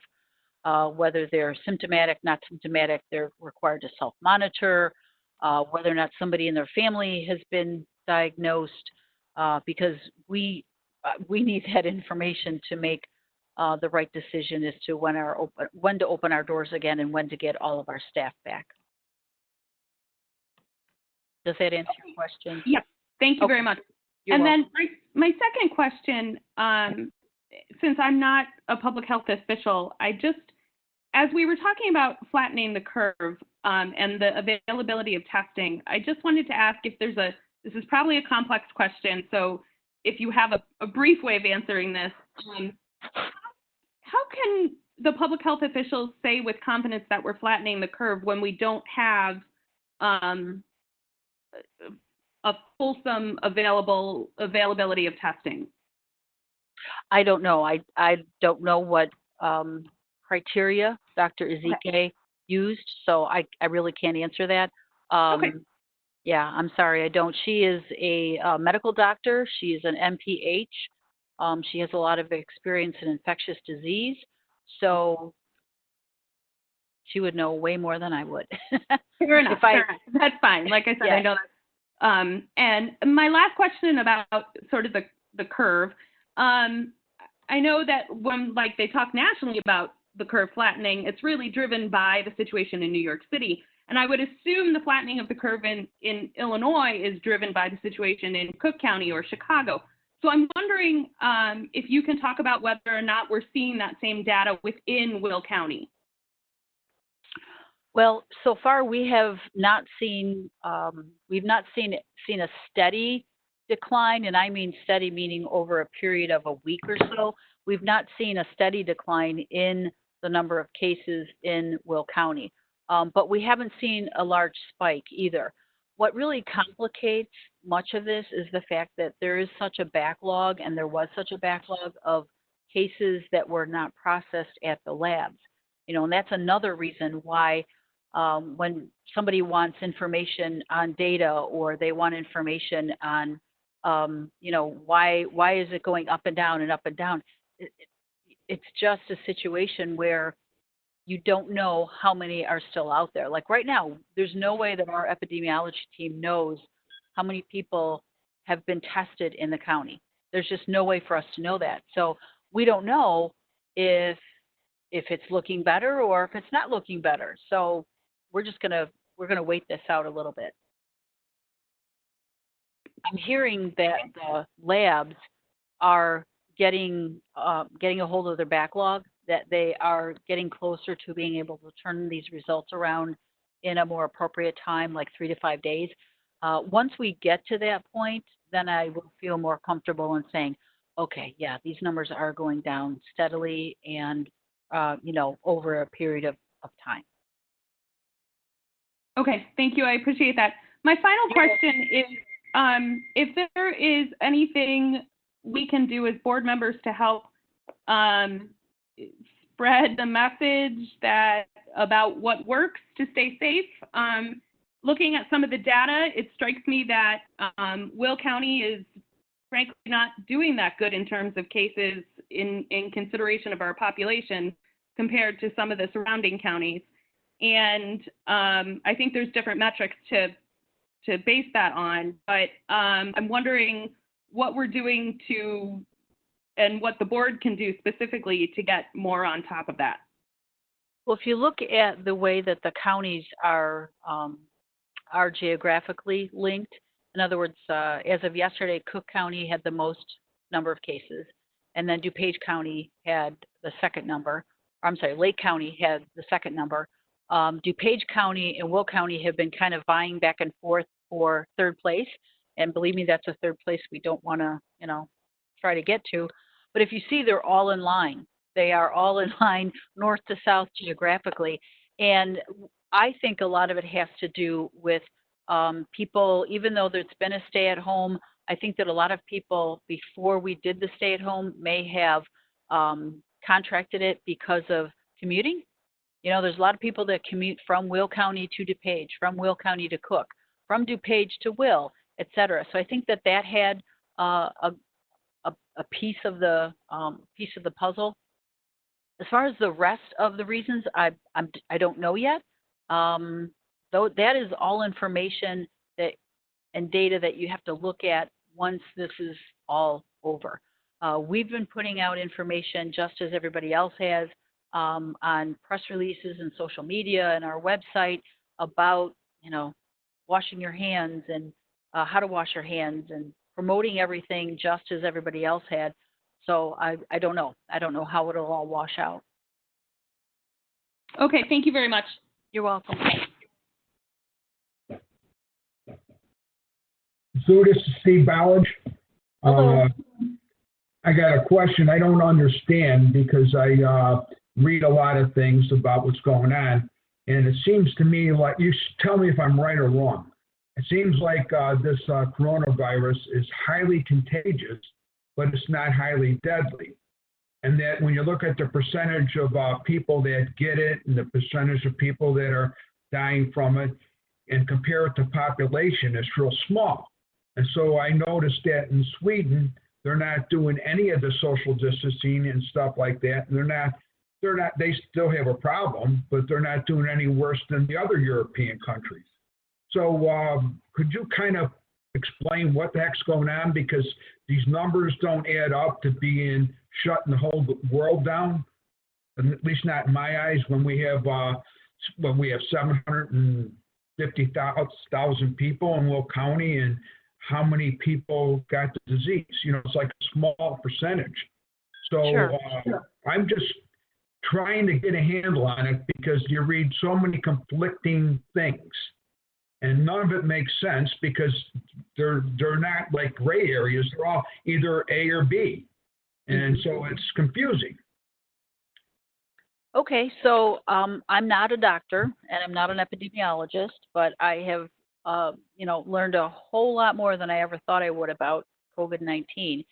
And I, of course, I am in constant contact with our epidemiologists and the folks at the hospital. So this is what we know. Yes, COVID-19 is highly transmissible. What's nice, what was good about this situation, we always got to look at silver linings, is that it's droplet transmission, which means that, sure, you can get it from a cough, you can get it from a sneeze, and those droplets can remain in the air for a period of time. However, something that is highly transmissible and even more transmissible would be something that would be transmitted through aerosolized, which means that then you have to worry about the air everywhere. It's in your ductwork. It's in your car everywhere. It's either you get it from the droplets that are in the air or the droplets drop at some point onto a surface, a fomite like a desk or a table or whatnot, and then they stay there for a while. And if somebody doesn't come by and pick those droplets up with their hand and then put their hand to their eyes or their nose or their mouth or something, they're not going to get it. So but it is highly transmissible. What we haven't done in the United States, what Sweden and I believe Great Britain did is, you're right, they didn't do the social distancing. They didn't do a whole lot of what we did. They were trying to approach it from the herd immunity standpoint. In other words, let's just see where this goes. And I'm paraphrasing, obviously, but it seemed that their approach was, let's let whoever's going to get sick, and then everybody has natural immunity to it, and then, we can move on. Very simplified version. And, I'm not going to judge whether or not that was the right thing to do, but I will tell you that we as a nation don't have enough herd immunity from this thing. Like I said, this could come back again in the fall. So, there's a couple of different ways to look at this. As far as you said, Steve, that it's not real deadly. I think the people that have lost loved ones to this would obviously, not agree with that. But if you do, look at the numbers, it is not a deadly virus. If you are healthy, if you don't have multiple comorbidities, if you don't have a lot of chronic illness, if your lungs are healthy, most people they get through it fine. It's like a flu. Some people don't even have symptoms. They didn't even know they had it. So that's what we know. The other thing to consider is culture. If you look at Italy, you look at Spain, in their culture, they're very huggy, kissy, lots of people in a room. I don't know if you've been to some of those parts of Europe, but, you go into a restaurant and the tables are literally like right on top of each other. People are right next to each other, shoulder to shoulder. That plays a big role. And initially, I don't think Italy took as many precautions as they thought they needed to. And I think that, coupled with the fact that they have a very, very high number of, older population, the demographics here, they have a really high number of older individuals, that played a role. So culture plays a role as well. But I think that everyone is seeing that, the United States, we're kind of touchy-feely too. I mean, this whole social distancing and wearing a mask and not be able to, shake hands or hug or whatever. We're seeing that, yeah, we're pretty social animals. So I hope that answers your question. Well, the other part of it was the regular flu. Like we had SARS, H1N1. You go through a list that they put all over on different sites. And this one obviously is more contagious, but when you look at the numbers there compared to this flu, compared to the other flus, I don't get why we had to shut our whole economy down. And I get the idea that if we didn't, there would have been more people would have got it, and more of those people would have been susceptible to passing away. So the numbers would have been different. So Are we going to be in a point where we shut the economy down in the fall if it comes back again? Or every time something happens, we're going to shut it down because we're going to run out of food and out of money. The supply chain's going to break down eventually. It hasn't broke down yet, except for toilet paper. We can't stop enough of that. But there's a point in time where we have to move on. And I'm not hearing nobody really wants to move on except a handful of people. When you look at what's going on in Michigan, they're trampling all over our constitutional rights up there. Their governor's out of hand. And I'm not saying it's not necessary in some places. I don't live there, so I don't know. But I don't like what's going on, and I don't feel comfortable with this virus personally because I'm old, so I can get it and I could get real sick from it. But why can't young kids go back to work? If they get it, they get the flu, and it goes away. I don't get it. Yeah, I don't know. Those are all, questions that I really can't answer. But what I can tell you is that, so let's just take an example, this H1N1. I don't know, some of you were not on the board at the time, but when H1N1 hit back in 2008, 2009, or actually 2009, our agency, we developed a plan like many other local health departments, and we vaccinated over 25,000 people in the county against H1N1. Now, the difference between that situation and this situation is we had a vaccine. Here, we don't have a vaccine. So how you address the situation has to be different. Because it was a novel virus, one that they had not seen before, one that they had no idea of how it was going to react or how virulent it was going to be, how it was going to be transmitted. They had none of that, and so they took a lot of extra precautions. The H1N1 virus was much worse for young children. If you recall, there were a lot of younger children, I'm talking about, probably 12 and under, that were very negatively affected, and many more died than what we thought would happen from H1N1. So they were just trying to be careful. They're continuing to try to be careful just because they don't know enough about it. I really hope we get a vaccine. I hope they kind of fast track the trials, and I hope that we see a vaccine in the fall. Yeah, thank you, Sue. You're welcome. Okay. Hi, Sue. This is Julie. Hi, Julie. Thanks so much. Hi. Thanks so much for stopping in to share all this with us, and thanks to you and your staff for doing an extraordinary job under some really difficult situations. I've got 2 questions.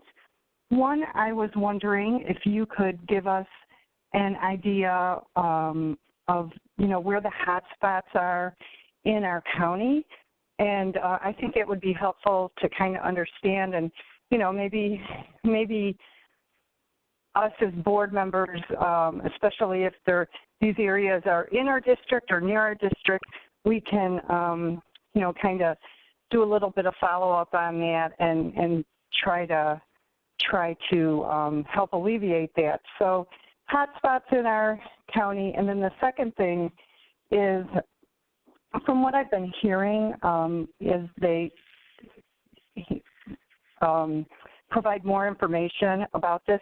It seems pretty definite that they expect to have a reoccurrence of some nature, possibly in the fall or at some future period of time. And because of that, and do you feel that you should, after we get through this and we actually get past this peak, do you feel that we should continue to prepare for a possible future outbreak, especially in our nursing homes, our senior centers, in the jails and the prison? I'm just thinking that we might want to continue to address this and prepare for that. What are your thoughts? Well, absolutely. I mean, we've talked about it here. We may go from the phase that we're in, because we have a lot of things to think about when trying to get people back in the community, get the public back to work, and et cetera. So I don't know what role the local health departments will play in that, if there's going to be a need for us to do, I don't know, social distancing checks or who knows what. But I think we're going to end up going from this phase to a kind of a re-entry phase, and we'll be doing things there. And then we may very well roll right into a mass inoculation phase like we did with H1N1 in the fall. So we may be in this COVID crisis stage here from our department until winter. I don't know. A lot of it is going to depend on what we see in the upcoming. I think in the upcoming 8 weeks. I think that's going to tell us a lot of information. As far as hotspots in the county, I know that I think I'm not on my website right now, but I know that we have been developing a map. There's a map every day that goes out that has the number of cases per zip code. So we have that information that's out there, and then we also have a map that's done by Anthony Marzano and his group that gives information on kind of general areas. We are not prepared to give any kind of demographic information on there about anything other than those things. As far as hotspots, you can just, the highly populated areas, all up in the north part of the county, through Joliet, that's a hotspot, through some of the eastern part as you're going east. New Lenox, I think, has like 36 or 40 cases. Frankfort has about that many or a little bit less. But then you get down south and you get way far east, and the number of cases really drops off.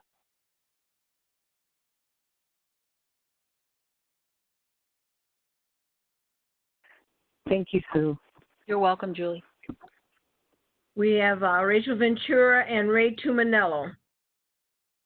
Yeah, I just wanted to put it out there on reference to Steve's comments to please remind your constituents to stay at home. Even the young need to stay at home. It's so important for us to follow the advice that our governor has given to us, as well as the CDC, the emails from FEMA and Homeland Security. My questions for Sue, one is a follow-up from Jackie's question. I did look on the website. Your hotspots and zip code areas are on there, so Julie should be able to find that information, but the racial reports are not. Okay. If you wanted to email the board, I mean, I don't know if it needs to be on the website or not. I'll let you make that determination, but I would definitely like to see it. My district is one of the ones that have a higher number, and some of the reports coming from other cities, counties, and states. I think that this is important information that we are collecting. And even to the unofficial reports from some of these testing sites, I still think it's important to have that information, especially since it is a novel virus and we don't know enough about it. So the more information that our county and every county can collect, the better understanding we can have of this. So if you could send that to us, that'd be great. And then my question is, the antibody testing that Congress is pushing for right now, I think is extremely important to opening up the economy for the future and to also learn more about potential herd immunities, because at this point, we don't know if you can get reinfected or if there is a herd immunity. So will you be following the antibody testing and giving us reports on when and where people in our county can get that? And just to be clear, that's for people who may have thought they had it but are no longer symptomatic. Thank you. Yes, actually, I will be sending information out that we just received yesterday regarding the plasma collection. I haven't received anything in regards to the antibody testing, but certainly I will share what I get when we get that. It's still pretty early, so I will share all of that with you as well. I appreciate the reminder for everybody to stay at home. It's true. I even said to my husband this morning when he said we're supposed to get some snowstorm this evening, I said, good, everybody will stay in their house. It's just so important. It's very important. I will certainly email the county board the information I have on the ethnicities for the deaths. Like I said, I don't have the information for the ethnicities on all the testing. I don't have access to that. But if the state puts anything out or the federal government puts anything out, I can certainly forward those to you. No problem. Thank you. You're welcome. Ray? Good morning, Sue. I'm going to make just a quick statement because I know we should probably get going on this agenda, being that we're about 2.5 hours in and we need to get through that still. And my frustration is not towards you. I just want you to know this, but I will tell you, the state of Illinois is in the top 5 or 6 amount of deaths from this virus. We're in the top 7 cases, I believe, now in the entire country. But when it comes down to testing per million population, I want to say we're something like 30th. We definitely need to step up, and I don't want to point blame. I'm not saying it's the feds or it's the state. What I'm saying is we need to get our act together and get our ass in gear and start testing the people and get this thing behind us, because the longer we keep kicking this can down the road, the longer that we're going to stay closed, and it's extremely frustrating for everybody. So I would like to see whatever we have to do from the state of Illinois standpoint to get their act together to start testing more people so we could fall in line with other states. I mean, it's embarrassing that states along the lines like Kansas and states that don't even have an issue, have barely any cases, have tested more people per population than we have. That's all I have. I can't say I disagree. So I will forward that frustration if and or when I can, because we do talk with the folks at IDPH regularly. Thank you, Sue. Thank you. Henry. The Sheriff's Office, Brian Concert, they are putting out daily updates on their website or public information notices. So I would encourage you all to look there. We have also arranged just now for them, and you'll see this email later, that when they put their public notices out on their website, they will also send them over to the county board. So you'll each be getting that in your email on a daily basis. I believe we have Maggie McDowell on the line, and then unless there's something pressing beyond that, we'll move to the agenda. Okay, Maggie, can you? I hear you. You hear me, Beth? I can hear. Can you everyone hear Maggie? Yes, go ahead, Maggie. Good morning, everybody. I would like to give a status update relative to developments and the effects and impact of COVID-19 with regards to our residents and our staff here at Sunny Hill. Currently, we have one resident that's still out at the hospital. He did test positive for COVID-19 and remains at the hospital because he's got some pre-comorbid conditions that warrant him actually being detained at the hospital for a little longer. We have one other resident that's out at the hospital that did test negative, and that resident is out for another reason. We have one resident that readmitted back to Sunny Hill a couple of nights ago. That resident is doing very well here. He had tested for COVID. And then as of this morning, we have one other resident that was asymptomatic, but because the resident cohorted with one of the residents that went to the hospital that had tested positive, as a precautionary measure, we had tested this resident, and this resident test did come back positive. However, the resident is totally asymptomatic. Currently, as regards our staff, we have a total of 6 staff members that have tested positive. 3 original staff members tested positive in close proximity to each other. And as of yesterday, we had 3 new cases. All of the staff members are actually at home, and all of them are doing well. I did have our HR department reach out to them and touch bases with them just to get status updates and reports, and I'm happy to report that all of them are doing well. Additionally, we have 4 residents within the facility that are PUIs, persons under investigation, and those residents have results that are currently pending. We have actually been in constant communication with the communicable disease investigator, Tara Ide, at the Will County Health Department, and Illinois Department of Public Health. Michelle Ely is our contact person there.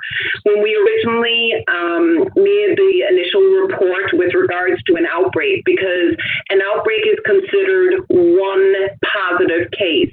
So when that originally occurred, we had reached out, obviously, and fulfilled our reporting requirements to both the Will County Health Department and to Illinois Department of Public Health.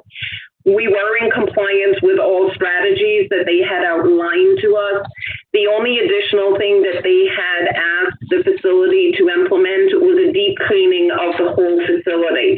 We have to remember our building is about 124,000 square feet, and obviously we had to get some pricing and some bidding with regards to that.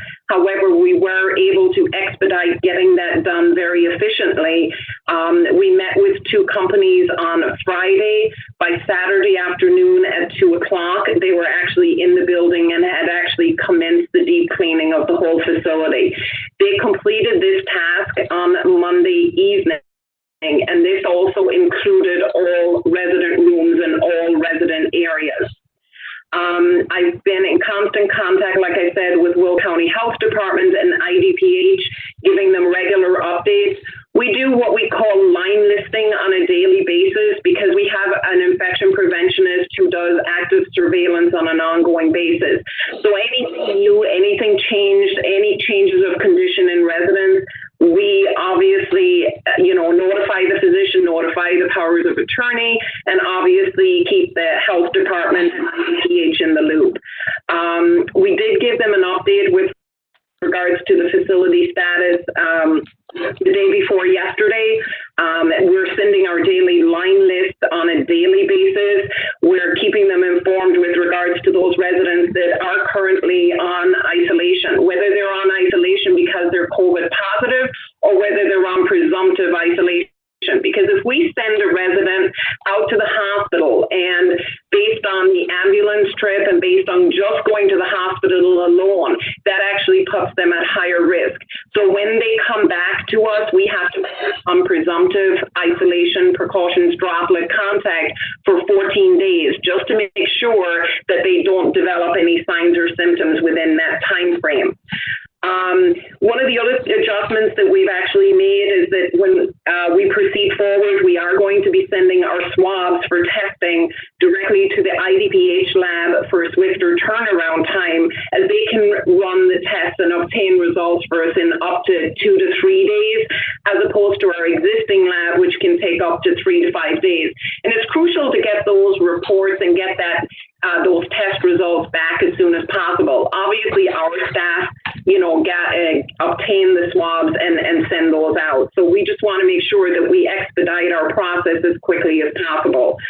Obviously, we're continuing to follow all guidelines as directed by the health department and IDPH.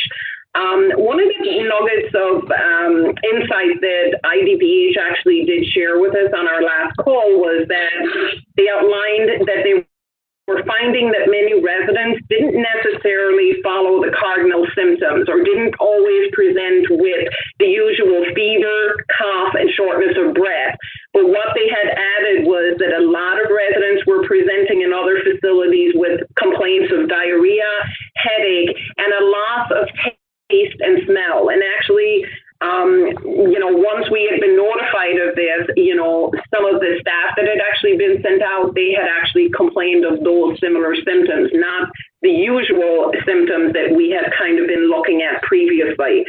I have submitted, obviously, PPE requests to our EMA via the SurveyMonkey tool, and I'm doing that every couple of days as a proactive measure to ensure that we have ample supplies here to maintain ongoing staff safety.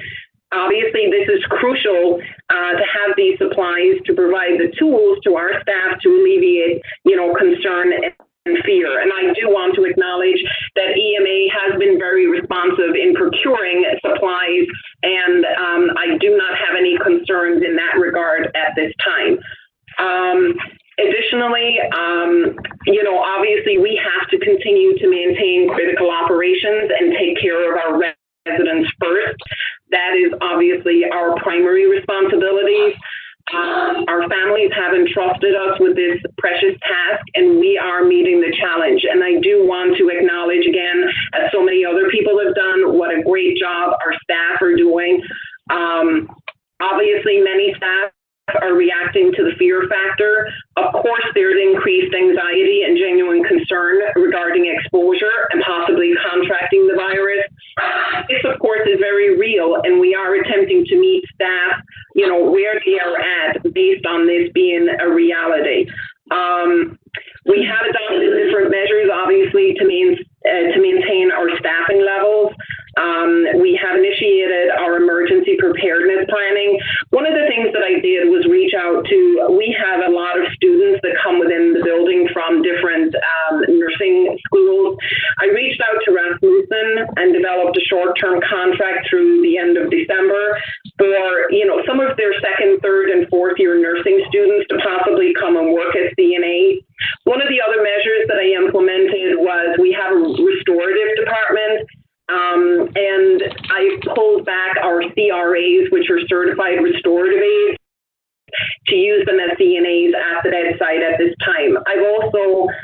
pulled the Assistant Director of Nursing from Restorative and also the RN from Restorative, because right now I need as many hands as possible to take care of residents. One of the things we're focusing on is obviously limiting movement in and out of units as much as possible. We're trying to obviously, and I know this is very difficult for the residents. Fortunately, I'm happy to report that they are very resilient and they are very compliant with all the measures and with everything that we have in place. We are continuing, obviously, no visitation, which has been in effect for weeks now. Currently, we are screening residents twice a shift for the development of any kinds of signs or symptoms. We're also checking, our staff twice a shift. Obviously, there's the universal masking procedures in place. Obviously, we're acknowledging the social distancing and maintaining that 6 foot apart. That is crucial. And sometimes that's a little difficult when you have to render ADL care to residents. So again, another reason for why we need to make sure that we have ample PPE supplies. Obviously, donning and doffing of PPE, there's been a lot of education that's been going on. Our infection preventionist and our nursing department has been making sure that all staff, not just nursing staff, know how to don and doff PPE appropriately, because again, we have staff from other departments that come on the unit. We are trying to maintain continuity and consistency of staff within the unit. Again, this is something that's important because we don't want that movement of different staff to different units, and we're trying to curtail that as much as possible. Primarily right now, we have one unit in particular that seems to be most affected than the others. We have probably 5 units that, we don't have any active COVID cases. And we do have, like I indicated earlier, we have a couple of persons that are under investigation. But as Sue pointed out earlier, what makes this really difficult is that we have persons that, like I said, the one person we checked that was totally asymptomatic, but we only checked them because the resident shared a room with a resident that we send out that tested positive, and the resident was totally asymptomatic, but ended up, testing positive. So that's an issue that's kind of hard to deal with. At this time, we are contemplating that one unit that I indicated has more activity than anywhere else within the facility. We are looking at possibly testing all residents on that unit. We have set up with physicians immediate care for our staff for a number of weeks, because with our screening process, everybody gets screened as they come into the building. And we have obviously encouraged people, please do not come to work if you are actively displaying any signs or symptoms. We don't want that added exposure occurring here. We have been encouraging everybody to go get tested. Physicians immediate care at all of their centers as of yesterday are doing the rapid COVID-19 test. We have asked our staff, encouraged our staff to go out and actually get tested, whether they're positive or whether they're actively symptomatic or not, and particularly if they're working on this one unit. Obviously, conditions vacillate and change rapidly. Of course, we have residents that have pre-comorbid conditions, and we have residents that are very, very fragile. And if those residents obviously, contract COVID, obviously the outcome is so much more serious. One of the things that, I've read a lot about recently is obviously with the advent of COVID-19, our feds and state surveyors are actually conducting focus surveys in a lot of facilities. So that's something that at some point, we anticipate a potential, survey that may or may not occur. And like I said, they've dispensed with the regular surveys, and they're now currently just focusing on infection control. And based off the feedback and information that I've received, it appears like their primary focus really is hand washing and donning and doffing of PPE. Obviously, we continue to follow all the guidelines, processes, and protocols that,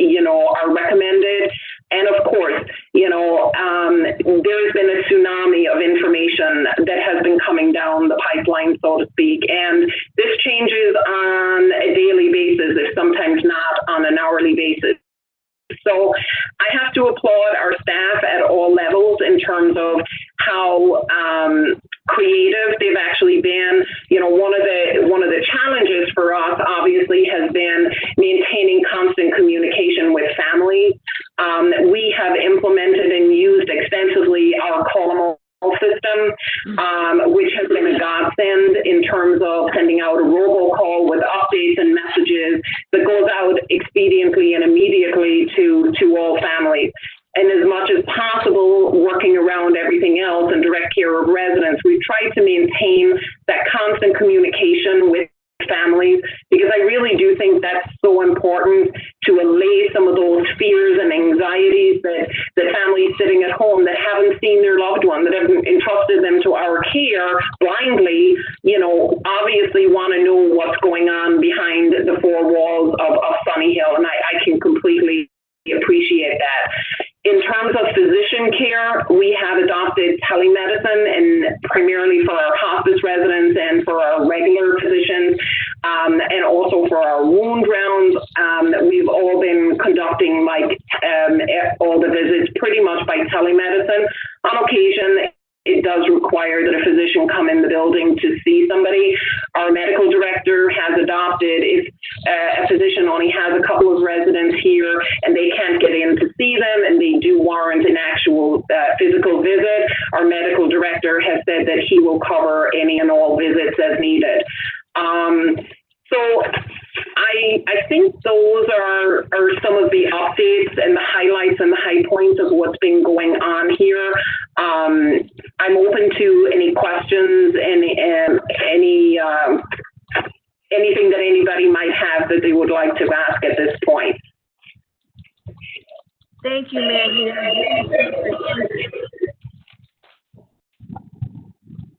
Denise, this is Susan Flesner. If I could just mention real quickly before you guys move on the agenda, if any board members have friends, relatives, neighbors who are looking for a job, almost all of our services are still available. We're still doing resume reviews, career plans. Our job board has over 1,000 jobs listed on it right now. So if anybody's looking for work, please send them our way, and I'll send all this contact information to Beth in the county board office. But we have a special email address set up and a special phone number set up that folks can call us for help with their job search right now. Thank you, Susan. Thank you. Denise, this is Sean Walsh. Just to give you, before you move on. Okay. Our office is currently closed to the public. We do have people coming in periodically through the week to check mail. Everybody is working remotely. Any licensure questions we're handling via email. Our alternative school, we're operating remotely as well. Students are learning remote learning. Professional development has been canceled in person, but we are offering professional development online. And we have a whole host of other responsibilities we are continuing to do remotely. So if anybody has any questions, thank you. Thank you, Sean. I believe the sheriff is also on the line. Denise, are we finished with Maggie? It sounds like we are, yes. Thank you. Sheriff just wanted to let everyone know that he's available for questions if they have them right now. Otherwise, we will have, people can send any questions they have for any of the people who have been on or who didn't speak over to Beth, and we'll make sure to get out to the appropriate departments and get the answers that we'll share with all the board members. Denise, can we have a quick update from Nick to what's going on in the executive's office? Are you still there, Nick? I am. Okay. I'll keep it very short. A lot of our departments have already spoken, but just for some board members have asked, we have a regularly scheduled conference call with the county-wides, and now we've added in department heads and others, and that includes the health department. We've been working very closely with Sunny Hill and EMA, and it's been said EMA has been distributing the PPE. We've also worked with our maintenance departments work with Sunny Hill and the health department on the cleaning of their offices. And as we get closer to a reopening of offices, generally we'll look at additional cleaning, especially those offices that are continuing to have customers come in. We're also working with HR and others on plans for kind of that move to reintroduction into work so that employees know there's a level of safety to come back, especially those who have compromised immune systems or family members. So we hope to have PPE for anybody who wants it when that happens, and like I said, a cleaning. And then the last thing I'll just say is we have filed with the feds the necessary paperwork for the CARES Act, which is a big pot of money that's coming to the county, which will involve some policy decisions eventually as far as how that money's spent within the parameters of that money. So that's very brief, but if there's questions, I can take them here or offline. I'm happy to take them offline if that's better. So. And the only question I have is Larry active with you at this point, or who's running the office? I mean, Larry is the elected county executive. He continues to sign resolutions and other documents that the board has approved. So I'm in regular contact with him. He doesn't come to the office because of his immunity issues, but I'm in regular contact with him, and we visit his house to get him to sign documents and things like that. All right. Was he invited today? Would like to say hi. Yeah, I don't think he was necessarily invited to participate via phone. So. You raise a good question, though, Mike, about Larry's involvement, and didn't even think about connecting him to this call, but we will in the future. Okay.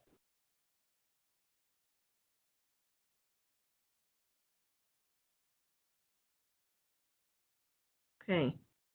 That's the last of our department updates. So we will move into the regular agenda. First up is land use. Mr. Markham. Good afternoon, everyone. We have one item on the under land use. We have 20-105, which is a request for a refund of fees for St. John Evangelical Lutheran Church. It's for zoning case ZC-19-080, commonly known as 28054 South Yates Avenue, Beecher, Illinois, County Board District Number 1. Before I make a motion, I'd just like to remind everybody that typically we do not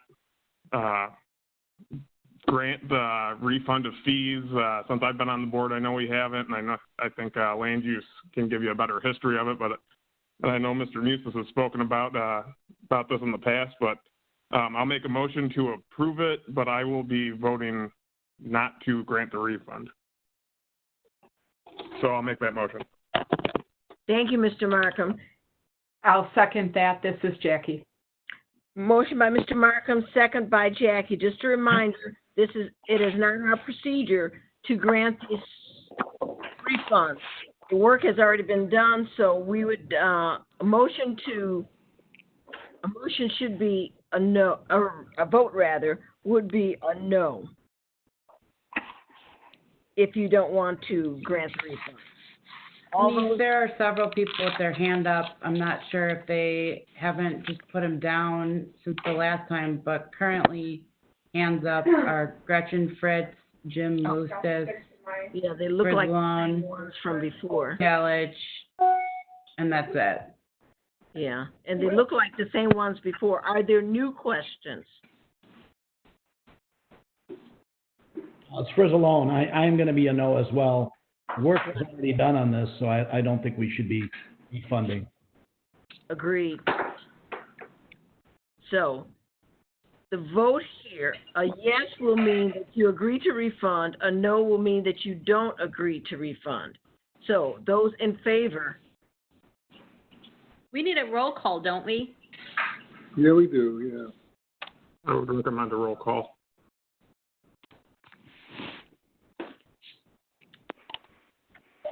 Madam Clerk. Mark Ferry, No. Mike Frizzalone, No. Sherry Newquist, No.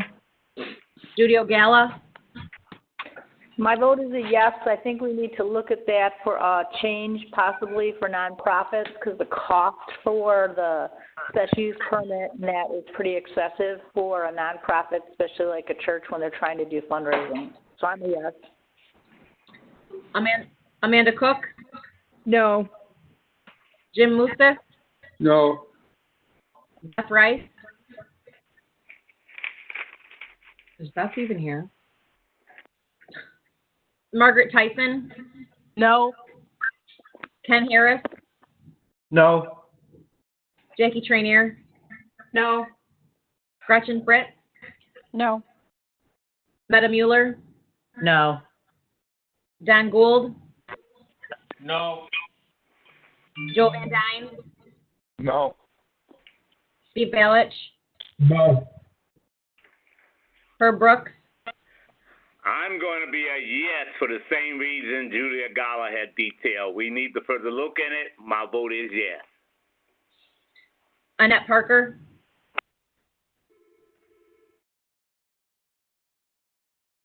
Annette, you're still on mute. Annette Parker? I can see ya. No, she's a no. Got it. Rachel Ventura? No. Gloria Dallinger? I'm going to be a yes on this. Tyler Markham? No. Julie Berkowitz? Yes, and I just want to note that I'm not aware of what work the county did do in respect to this, so I am voting yes. Thank you. Okay. Mimi Cowan? No. Ray Tuminello? Yes. Tom Weigel? No. Tim Krolitis? Yes. Denise Winfrey? No. And Beth Rice, I hear you. No. That's correct. She can't, I don't think she can. I saw her chat. Thank you. Yes, thank you. Can anyone hear me now? Yes. Excellent. 20. I have 20 no's. 6, yes, 40. Yep. Go ahead. 6 affirmative, 20 negative.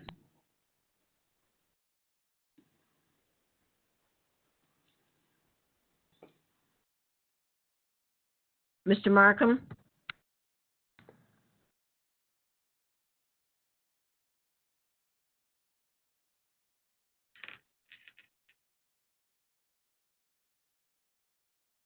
Tyler, you're on mute. I'd like to give her a little shout out for sticking to her work. There we while go. she, You're off mute, Tyler. Okay, thank you. Next up is finance. Mr. Harris? Good afternoon, everyone. I have Yeah. 3 items to bring forward on the agenda. The first one is to place the monthly financial reports on file. We have 2 reports. The first one is a report from the Illinois Department of Revenue showing sales tax remitted to Will County for the month of January 2020 to be $2,076,450.29. The RTA tax received is $2,458,176.91 for a total of $4,534,627.20. The second report is the Will County Monthly Treasury Report dated February 29, 2020 from the Will County Treasurer Tim Brophy. I so move. Second. Mueller, second. Moved by Mr. Harris, second by Ms. Mueller. All those in favor? Aye. I've got to do another roll call. I think we need another roll call. The roll. Okay, ready? Yes. Mark Berry? Yes. Mike Frizzalone? Yes. Sherry Newquist? Yes. Judy Ogala? Yes. Amanda Cook? Yes. Jim Mustis? Yes. Beth Rice? Yes. Margaret Tyson? Yes. Ken Harris? Yes. Jackie Trainier? I'm a yes, but the agenda is not moving on the screen. We're still stuck on the first request. Thank you. Gretchen Fritz, Yes. Meta Mueller, Yes. John Gould, Yes. Joe Van Dyne, Yes. Steve Galich, Yes. Herb Brooks, Yes. Annette Burger, Yes. Rachel Ventura, Yes. Gloria Dollinger, Yes. Tyler Markham, Yes. Julie Berkowitz, Yes. Mimi Cowan, Yes. Ray Tuminello, Yes. Tom Weigel, Yes. Tim Krolitis, Yes. Denise Winfrey. Yes, Great. 26 affirmative. thank you. Mr. Harris? Okay, next on the agenda, I have two resolutions. The first one is 20-106. This is committee funds for the University of Illinois Cooperative Extension. This is Jackie. I want to second that one. Moved by Mr. Harris, second by Ms. Trenier. All those in favor? Motion it first, all right. Oh, sorry. I thought you It's did. okay. Go ahead. What were you doing? I didn't know if anybody had questions on this. If they don't, you can motion and second discussion. We did that. This is the discussion now. Are there questions? All those in Motion. favor? I think you have to have a second. Don't we have to say previous role and then have a second to that? We already have a motion and a second. Are there questions? All those in favor? Aye. Aye. Aye. Any opposed? Aye. Any opposed? The motion carries. Denise, I was saying. Okay, the next roll item. call And a second to the previous roll call before asking all in favor. That's what I was mentioning, not the fact that there was a motion on there. Right, I got that. Mr. Harris? Next is Resolution 20-107. This is authorizing county executive to execute the necessary document for the delinquent tax program. I so move. Second, Frizzalone.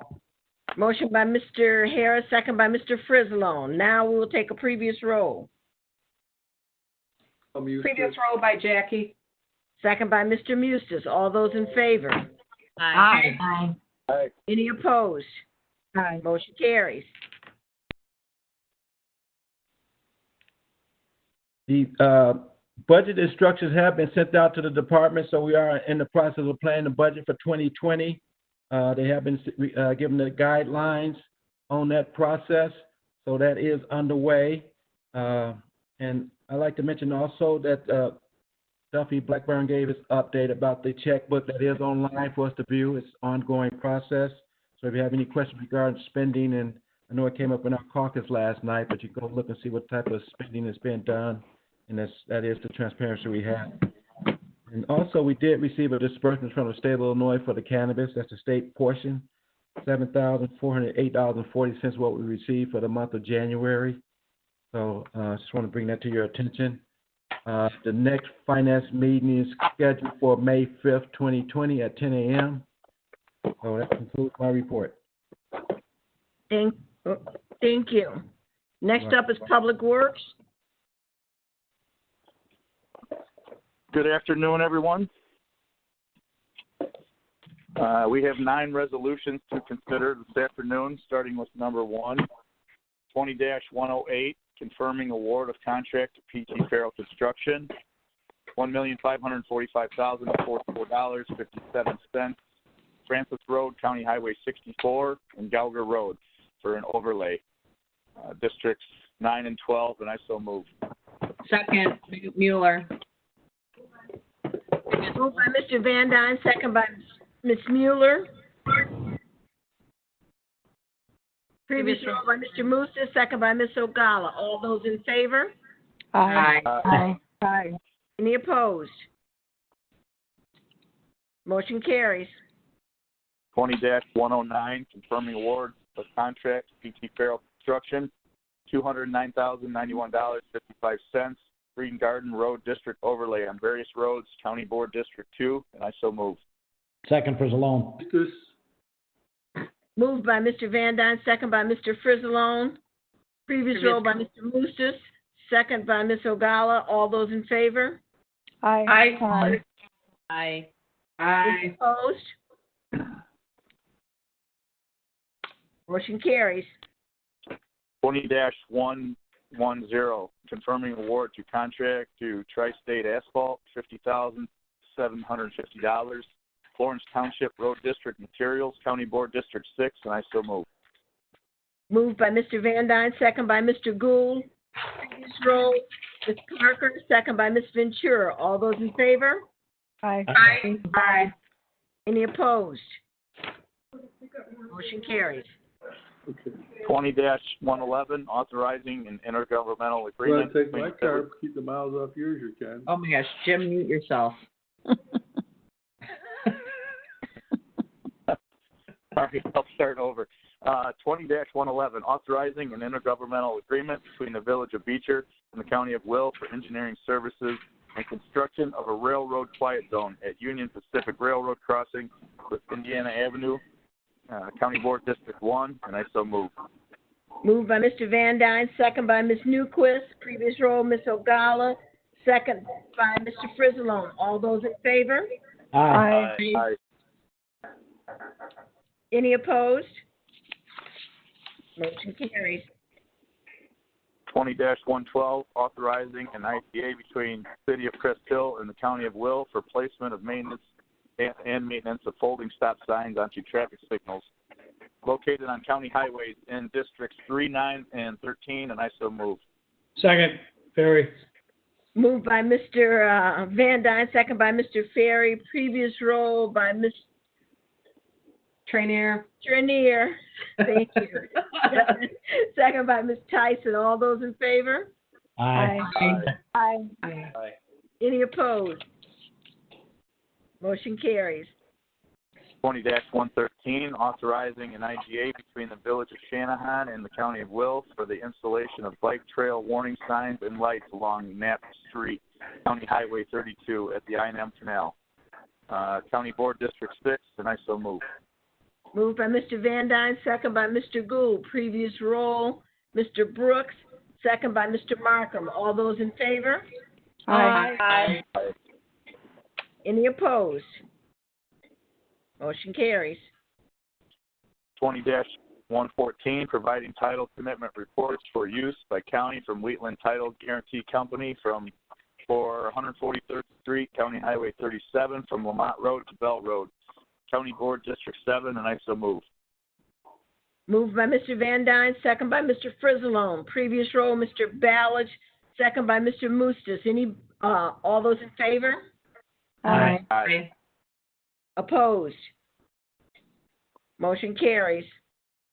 20-115, granting temporary access permits for ComEd for various county highways in Districts 7, 9, and 12, and I so move. Moved by Mr. Van Dyne, second by Mr. Frizzalone. Previous roll, Mr. Tuminello, second by Mr. Weigel. All those in favor? Aye. Aye. Any opposed? Motion carries. And lastly, 20-116, authorizing professional service agreement for design engineering services with Willett Hoffman and Associates on Bell Road from Glengarry Drive North to Cook County line, County Board District 7, and I so move. Moved by Mr. Van Dyne, second by Mr. Frizzalone. Previous roll, Mr. Ballage, second by Ms. Ogala. All those in favor? Aye. Aye. Any opposed? Motion carries. The next Public Works and Transportation Committee meeting is scheduled for May 7th, 2020 at 9 a.m. Thank you. Thank you. Judicial, Mr. Markham. We have nothing for this month. Our next judicial committee is scheduled for May 5th at 9 a.m. Thank you. Public Health and Safety, Mr. Gould. Good morning. No resolutions this morning. The next meeting is scheduled for May 6th at 10 o'clock. Thank you. Thank you. Legislative and Policy, Ms. Trenier. I am here. Hello.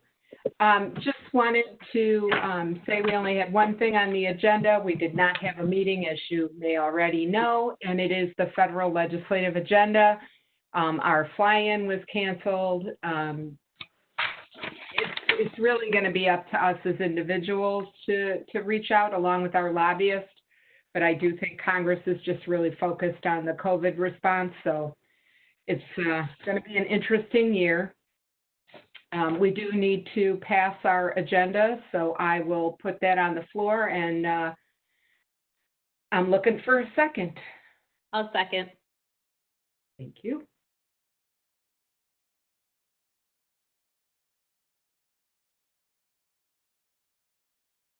Moved by Ms. Trenier, second by Ms. Ventura. Previous roll, Mr. Frizzalone, second by Mr. Ferry. All those in favor? Aye. Aye. Any opposed? Motion carries.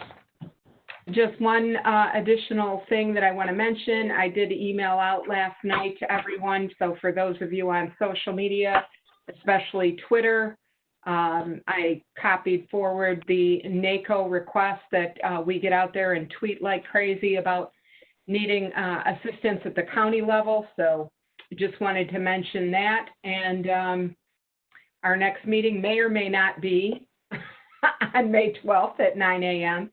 And just FYI, Brian Dennehy just died. Oh. I know, one of my favorite Chicago actors, really a good guy. So, all right, well, thank you very much, everybody.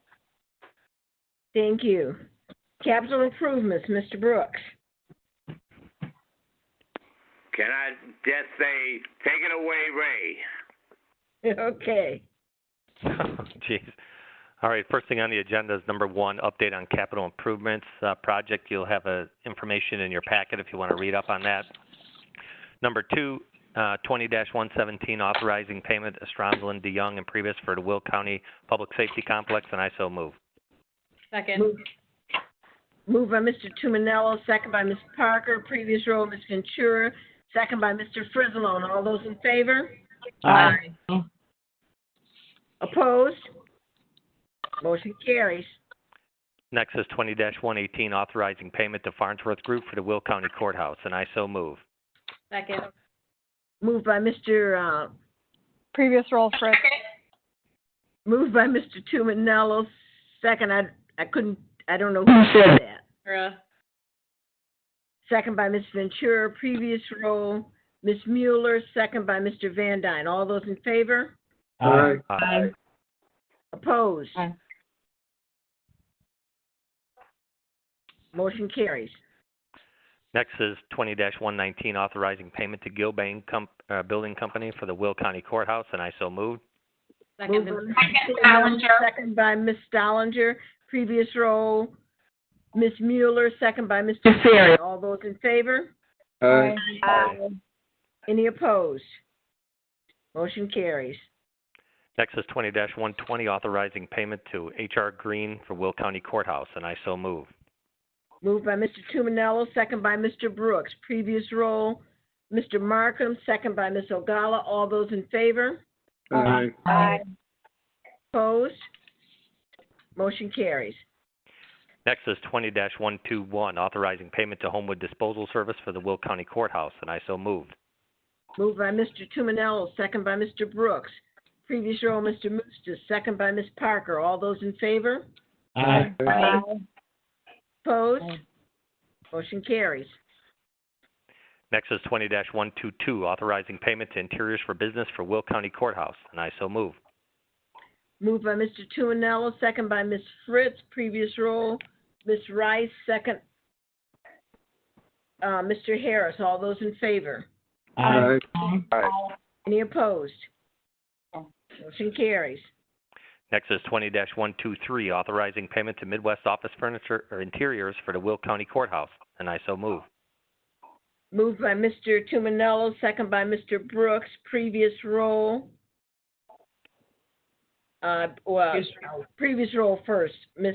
Mueller, second by Mr. Ferry, and I believe there is an abstention. I'll be an abstention for Salone.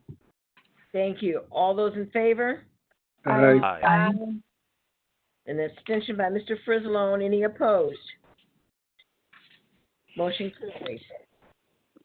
Next is 20-124, authorizing payment to Rickson Graphic Solutions for Will County Courthouse, and I so moved. Moved by Mr. Tuminello, second by Mr. Weigel. Previous roll, Mr. Markham, second by Ms. Fritz. All those in favor? Aye. Opposed? Motion carries. Next is 20-125, authorizing payment to White and Company for the Will County Courthouse, and I so move. Second. Mr. Tuminello, second by Mr. Frizzalone. Previous roll, Ms. Trenier, second by Ms. Ventura. All those in favor? Aye. Any opposed? Motion carries. Next is 20-126, authorizing payment to CDWG for the Will County Health Department facility, and I so move. Moved by Mr. Tuminello, second by Mr. Gould. Second. Is rolled by Ms. Cook, second by Ms. Trenier. All those in favor? Aye. Any opposed? Motion carries. Next is 20-127, authorizing payment to ComEd for the Will County Health Department facility, and I so move. Moved by Mr. Tuminello, second by Mr. Weigel. Previous roll by Ms. Cook, second by Mr. Frizzalone. All those in favor? Aye. Opposed? Motion carries. Next is 20-128, authorizing payment to Farnsworth Group for the Will County Health Department facility, and I so move. Moved by Second. Mr. Tuminello, second by Ms. Berkowitz. Previous roll by Mr. Harris, second by Ms. Ogawa. All those in favor? Aye. Opposed? Motion carries. Next is 20-129, authorizing payment to Great American Picture Company for the Will County Health Department facility, and I so move. Moved by Mr. Tuminello, second by Ms. Ogala. Previous roll by Mr. Brooks, second by Ms. Mueller. All those in favor? Aye. Opposed? Motion carries. Next is 20-130, authorizing payment to Kluber Architects and Engineers for the Will County Health Department facility, and I so move. Moved by Mr. Tuminello, second by Ms. Newquist. Previous roll, Ms. Rice, second by Ms. Cook. All those in favor? Aye. Opposed? Motion carries. Next is 20-131, authorizing payment to Leopardo Company for the Will County Health Department facility, and I so move.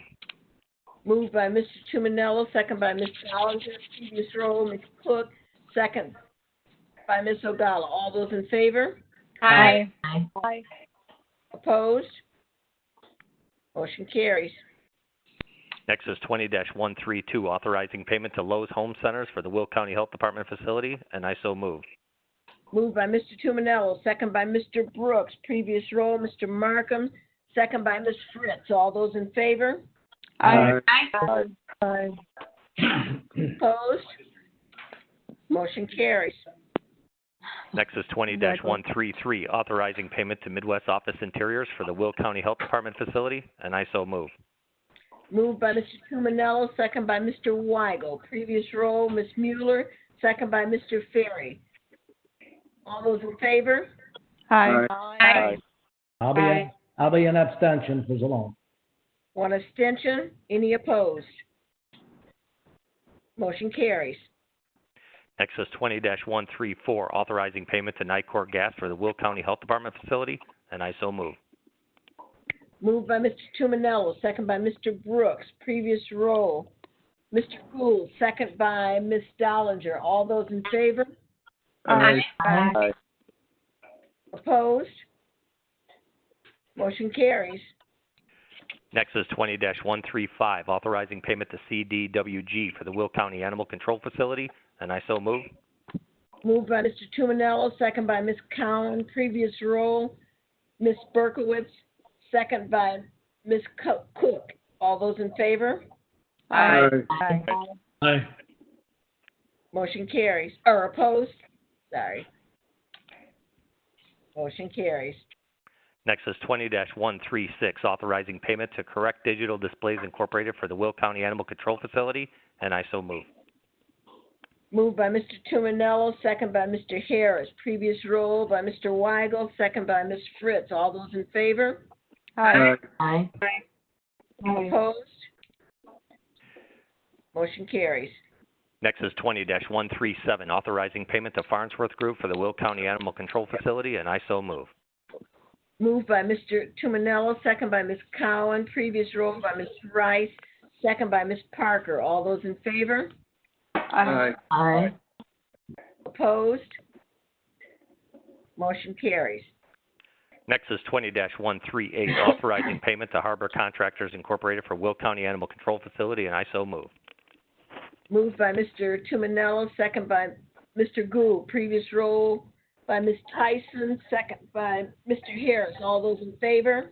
Aye. Aye. Opposed? The motion carries.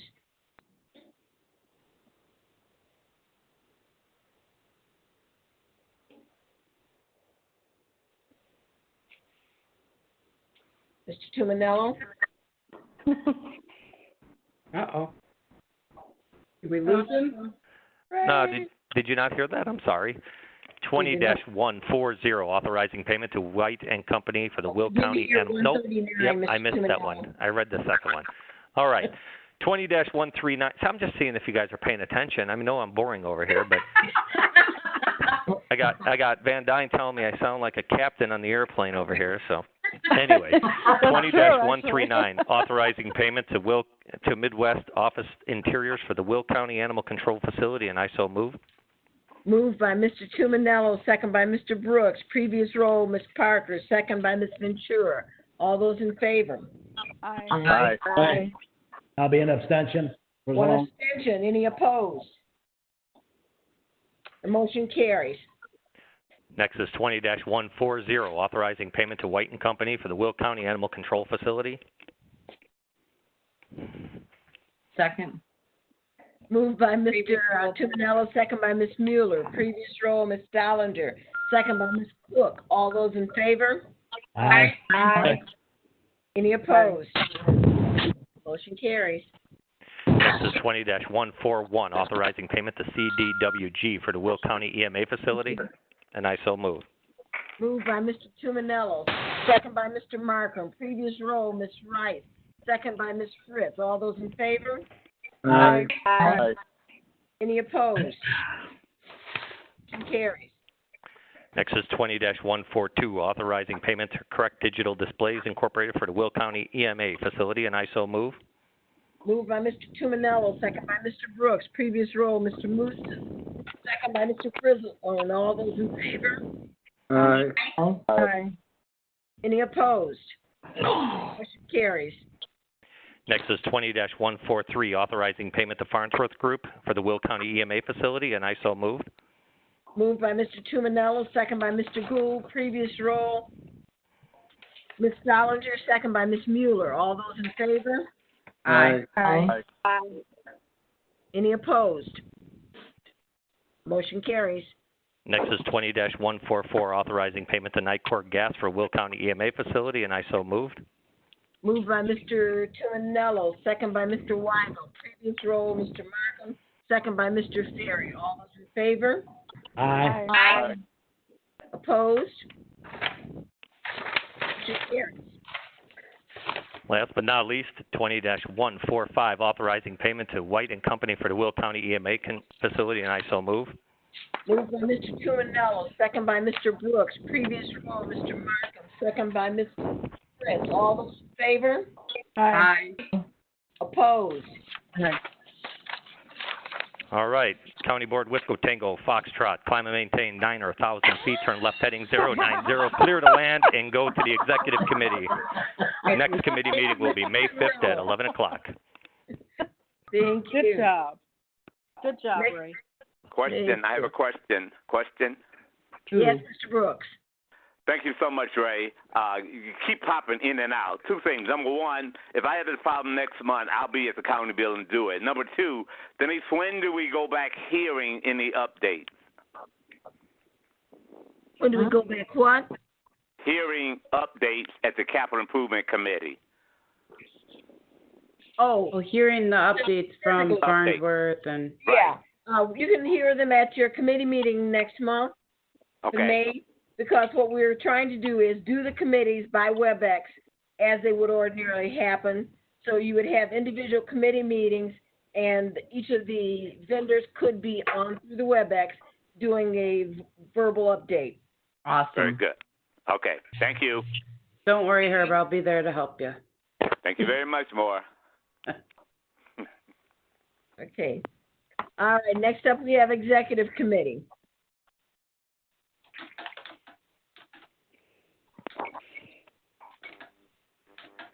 First item on the executive committee is 2146, authorizing contribution to United Way of Will County for collaborations with rapid rehousing.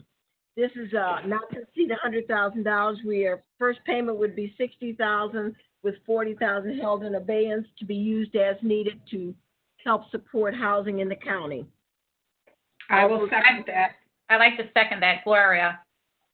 Okay, moved by Winfrey, second by Dollinger. Previous roll, Ms. Mueller, second by Ms. Cook. All those in favor? Aye. Aye. Any opposed? Motion carries. Next up, we have the authorizing 20-147, authorizing a 2-year contract extension for telecommunications, local and long-distance service, and I so move. Second by Ogala. Moved by Winfrey, second by Ogala. Previous roll. Mr. Ferry, second by Ms. Fritz. All those in favor? Aye. Aye. Opposed? Motion carries. Next up is 20-148, awarding the bid for CPACE Program Administrator, and I so move. Second by Ogala. Moved by Winfrey, second by Ogala. Previous roll by Mustis, second by Brooks. All those in favor? Aye. Aye. Opposed? Motion carries. Next up is 20-149, authorizing renewal of wraparound professional liability insurance for the Will County Community Health Center, and I so move. Second. Second by Julie. Motion by Winfrey, second by Berkowitz. Previous roll by Gould, second by Ogala. All those in favor? Aye. Aye. Any opposed? Motion carries.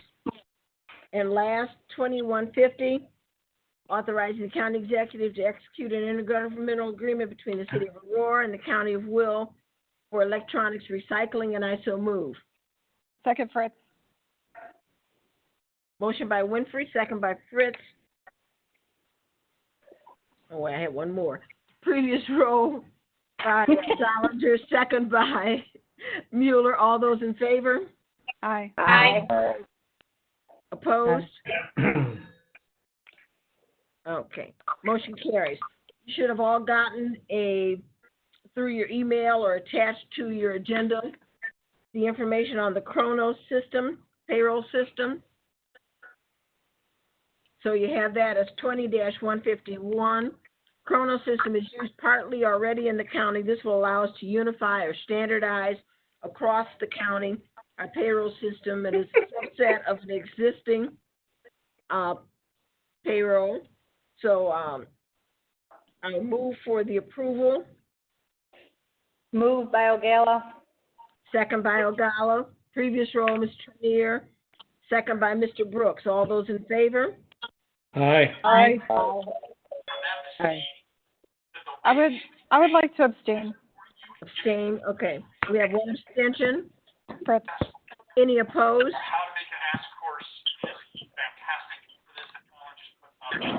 We'll ask you to please mute your speakers if you're not speaking. Motion carries.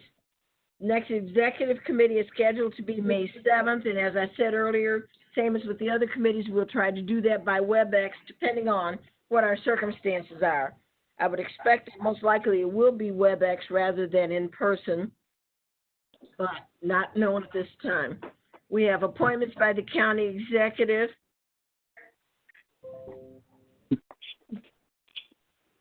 Ms. Winfrey? Moved Ogala. Yes, Mr. Van Dyne? I would like to make a motion to remove letter G from the appointments for this month, please. Okay. So the motion by Van Dyne to remove the letter G, that will be the Rockdale Fire Protection, from the agenda at this time. Is there a second? Mueller. Second Mueller. Second by Mueller. Can I ask why we're requesting that, please? This is Ogala. Mr. Van Dyne? Judy, there was some constituents that wanted us to take a closer look at that appointment. Okay, I just wanted to know, Joe, that's all. Thanks. Yeah, absolutely. Mm-hmm. Okay. So we have a motion and a second. Previous roll, I'm sorry, go ahead. Previous roll, Ventura. Previous roll, Ventura, second by Mr. Markham. All those in favor? Aye. Aye. Any opposed? Motion carries. Now the motion will be to accept the appointments with the exception of the letter G. All those in, motion by Mr. Van Dyne, right? Second. Second by Ms. Ogala. Previous roll by Mr. Musta. Second by Mr. Frizzalone. All those in favor? Aye. Aye. Any opposed? Motion carries. Okay, now it is public comment. Laura, do we have anybody from the public on wishing to comment? I don't see a.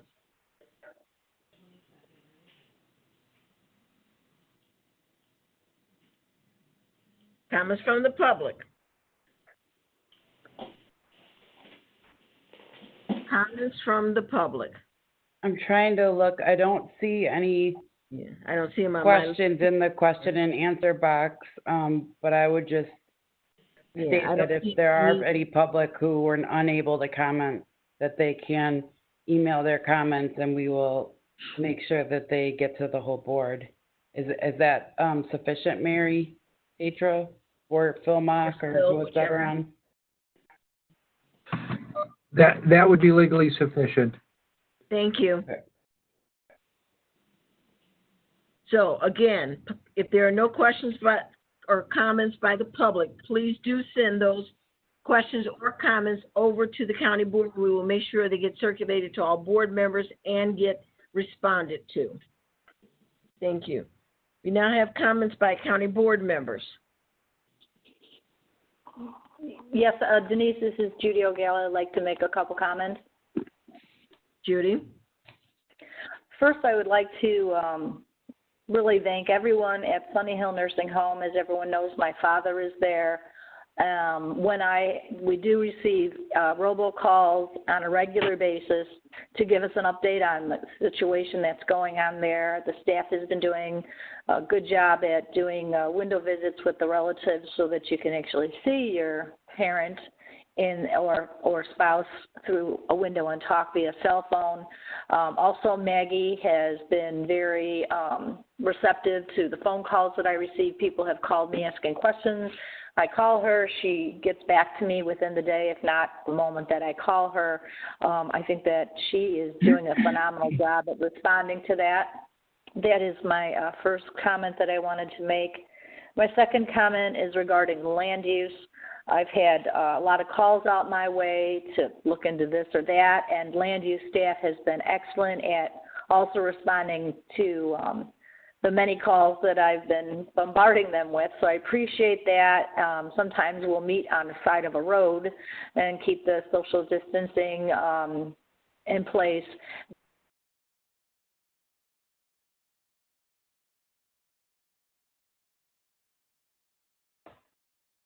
Judy, we lost you. You're on mute. Somebody muted me. I don't know. He muted me. What was the last thing you heard, more? I don't know. Land use has done a wonderful job. For land use department or Maggie? Land use.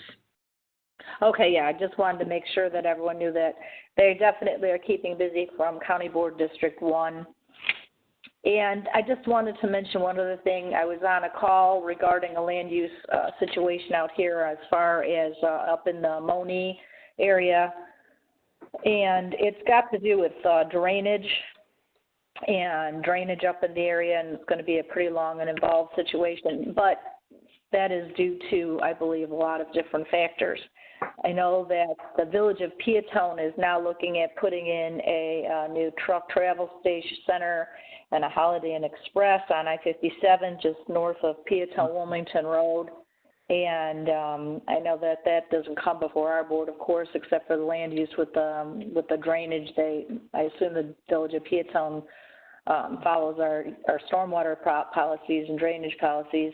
One thing that I wanted to have us look into, and maybe Tyler can put it on land use, is to find out if a new development goes in, is there a comprehensive plan in place to look at how the stormwater and drainage from that development of that property, which was previously partially, this one in particular was partially ag, partially it had been an old restaurant back in the day, but how that drainage flows north to south and ensures that we do look at that, because sometimes a large change in the development impacts how the water flows, and now we're dumping a lot more water into a certain possible drain tiles that the farmers have, they blow out.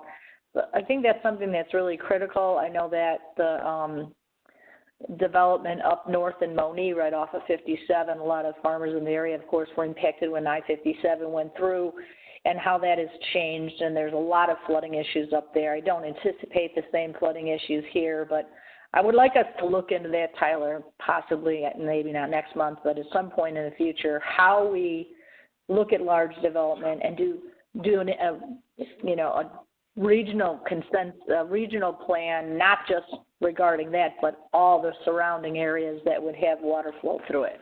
Thank you. Thank you, Judy. Next up, we have Madam Mueller. Hello, Madam Speaker. Good afternoon, fellow county board members.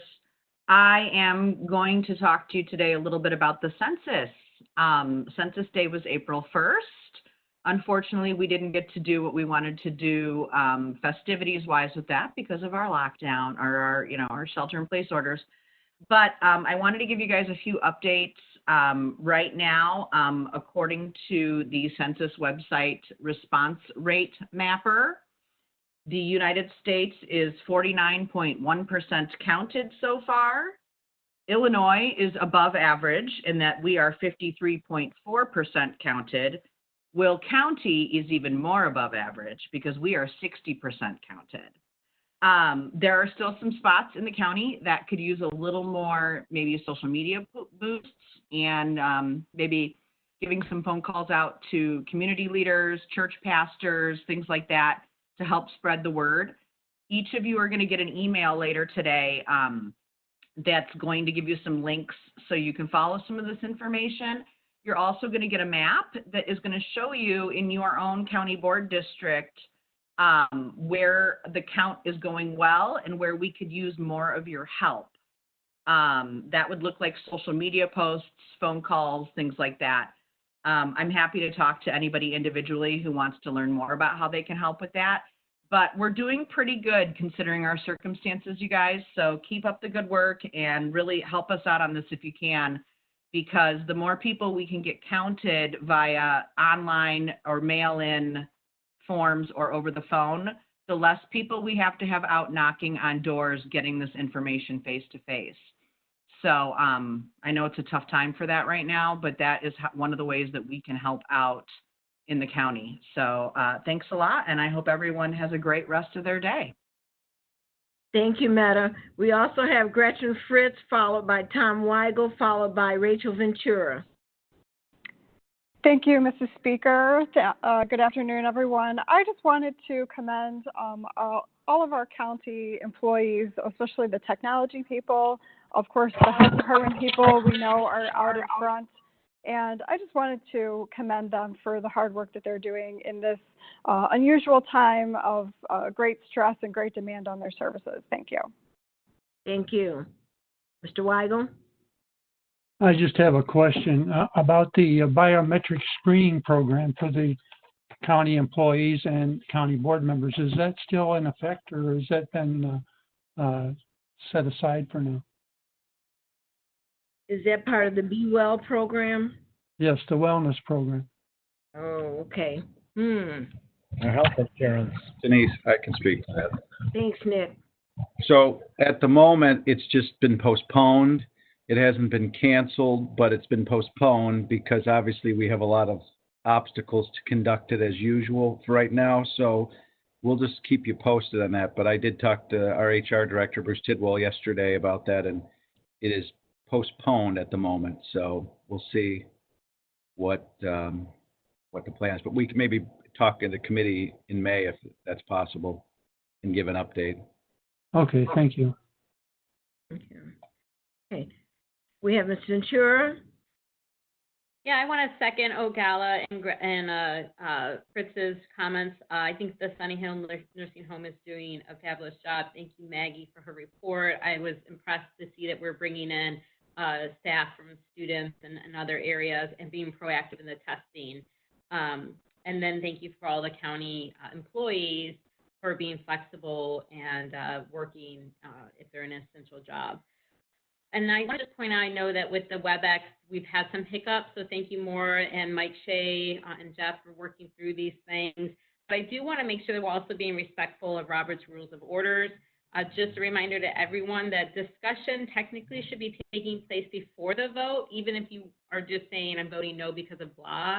It really should be done before the vote, because when the vote happens, it should be a yes or no call only. And then motions and seconds, I know that we do sometimes assign them for speed, but I'm not comfortable with that. I really think that the motions and seconds, previous roles and seconds, should be heard or put in the chat box of who it is that's doing it. And to that point, it would speed it up if you're saying, you know, motion by Cowan and then second by Ventura, then the clerk is hearing those names, and then Madam Speaker or the executive wouldn't have to repeat those unless the clerk had missed that. So I'm just hoping that we can continue to have good practices, even though we're on a WebEx, that we continue to follow that. Thank you. Are there any others wishing to speak? This is comments by board members. Okay, so then we have Mr. Ferry, Majority Leader. Thank you, Denise. And I just want to thank everybody for the Get Well card when I was off. Also, I want to just real quickly, re-recognize the 50th anniversary of Earth Day, April 22nd.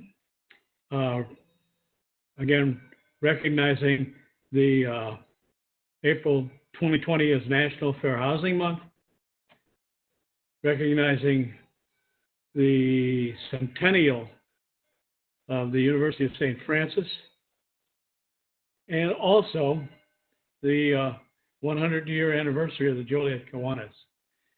Also, I'm probably like maybe some of the people in this room waiting for baseball to come back. I don't care if they have fans or not.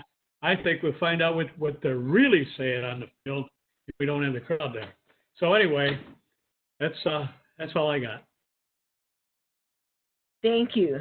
Mr. Frizzlone. Hello, good afternoon. Mark, first glad to hear that you're on the mend. You know, today is actually National Healthcare Decision Day. And, you know, I just pray to God that everybody that has to make a health decision, whether it's about your loved one, whether it's going into work or going into work as a health professional, that, you know, God gives you the strength to work through that. And obviously he's done that for all our healthcare professionals. And I want to congratulate them on, you know, their strength and being able to go in and do the job. It also is National Wear Your Pajamas to Work Day. And I know many people have been doing that. I've practiced that a little bit the last week as I'm working remotely. Hopefully, I'm going to pray that we're together next month in the boardroom, because it makes it a lot easier than doing it this way. And I hope to all see you next month. Stay safe and healthy. Thanks. Thank you. just a couple of things. Some of you, well, I'm sure probably most of you anyway, should know Glenn Gender from the Farm Bureau, and you probably saw the notice that he passed away. He was an integral part of our annual get-together at the Farm Bureau. They hosted us for dinner, and we had a chance to connect with members of the Bureau. Glenn won't be with us on the next round, so just want to remind you all to keep him and his remember him and keep his family in prayer, and to pray for the ongoing health of the Farm Bureau. I also want to ask you to don't forget to remember that the Fresh Start is now moved. It will be August 8th. The cutoff date for getting applications in is now June 1st, so pass that around. Make sure everybody who you come in contact with knows that we are still doing it. We've just moved it back. There's no limit to the amount of people who can participate, so I ask you to remember that. Also ask you to stay safe, wear your gloves, shelter in place, and help push the curve down even further. Thank you all for being with us today and for putting up with our WebEx hiccups, and hopefully we will do better on the next round. Thank you. This meeting stands at recess until May 21st. Thank you. Goodbye, everybody. Stay safe. Next one. Thanks, Mike. Bye, guys. Thanks a bunch. Thanks, Mike. Goodbye, everyone. Bye. Remember. Goodbye. Hey, is Jeff still on the line here? I guess he's gone. Nope, I'm right here. Nope, I'm right here. Jeff, Yep. I got a question for you. Sure, go right ahead. My computer goes into record mode and records the meeting. How come? I didn't do anything to make it do it. You might be seeing the message that is from WebEx. It just says that the event is being recorded. Okay. Event Yeah, recording. because we are recording the meeting, Mark, so it's just letting you know, because in Illinois, we've got a two-party consent state, so Yeah. we've got to let you know, and you've got to consent to us recording. Right. In fact, you're going to see it pause right now.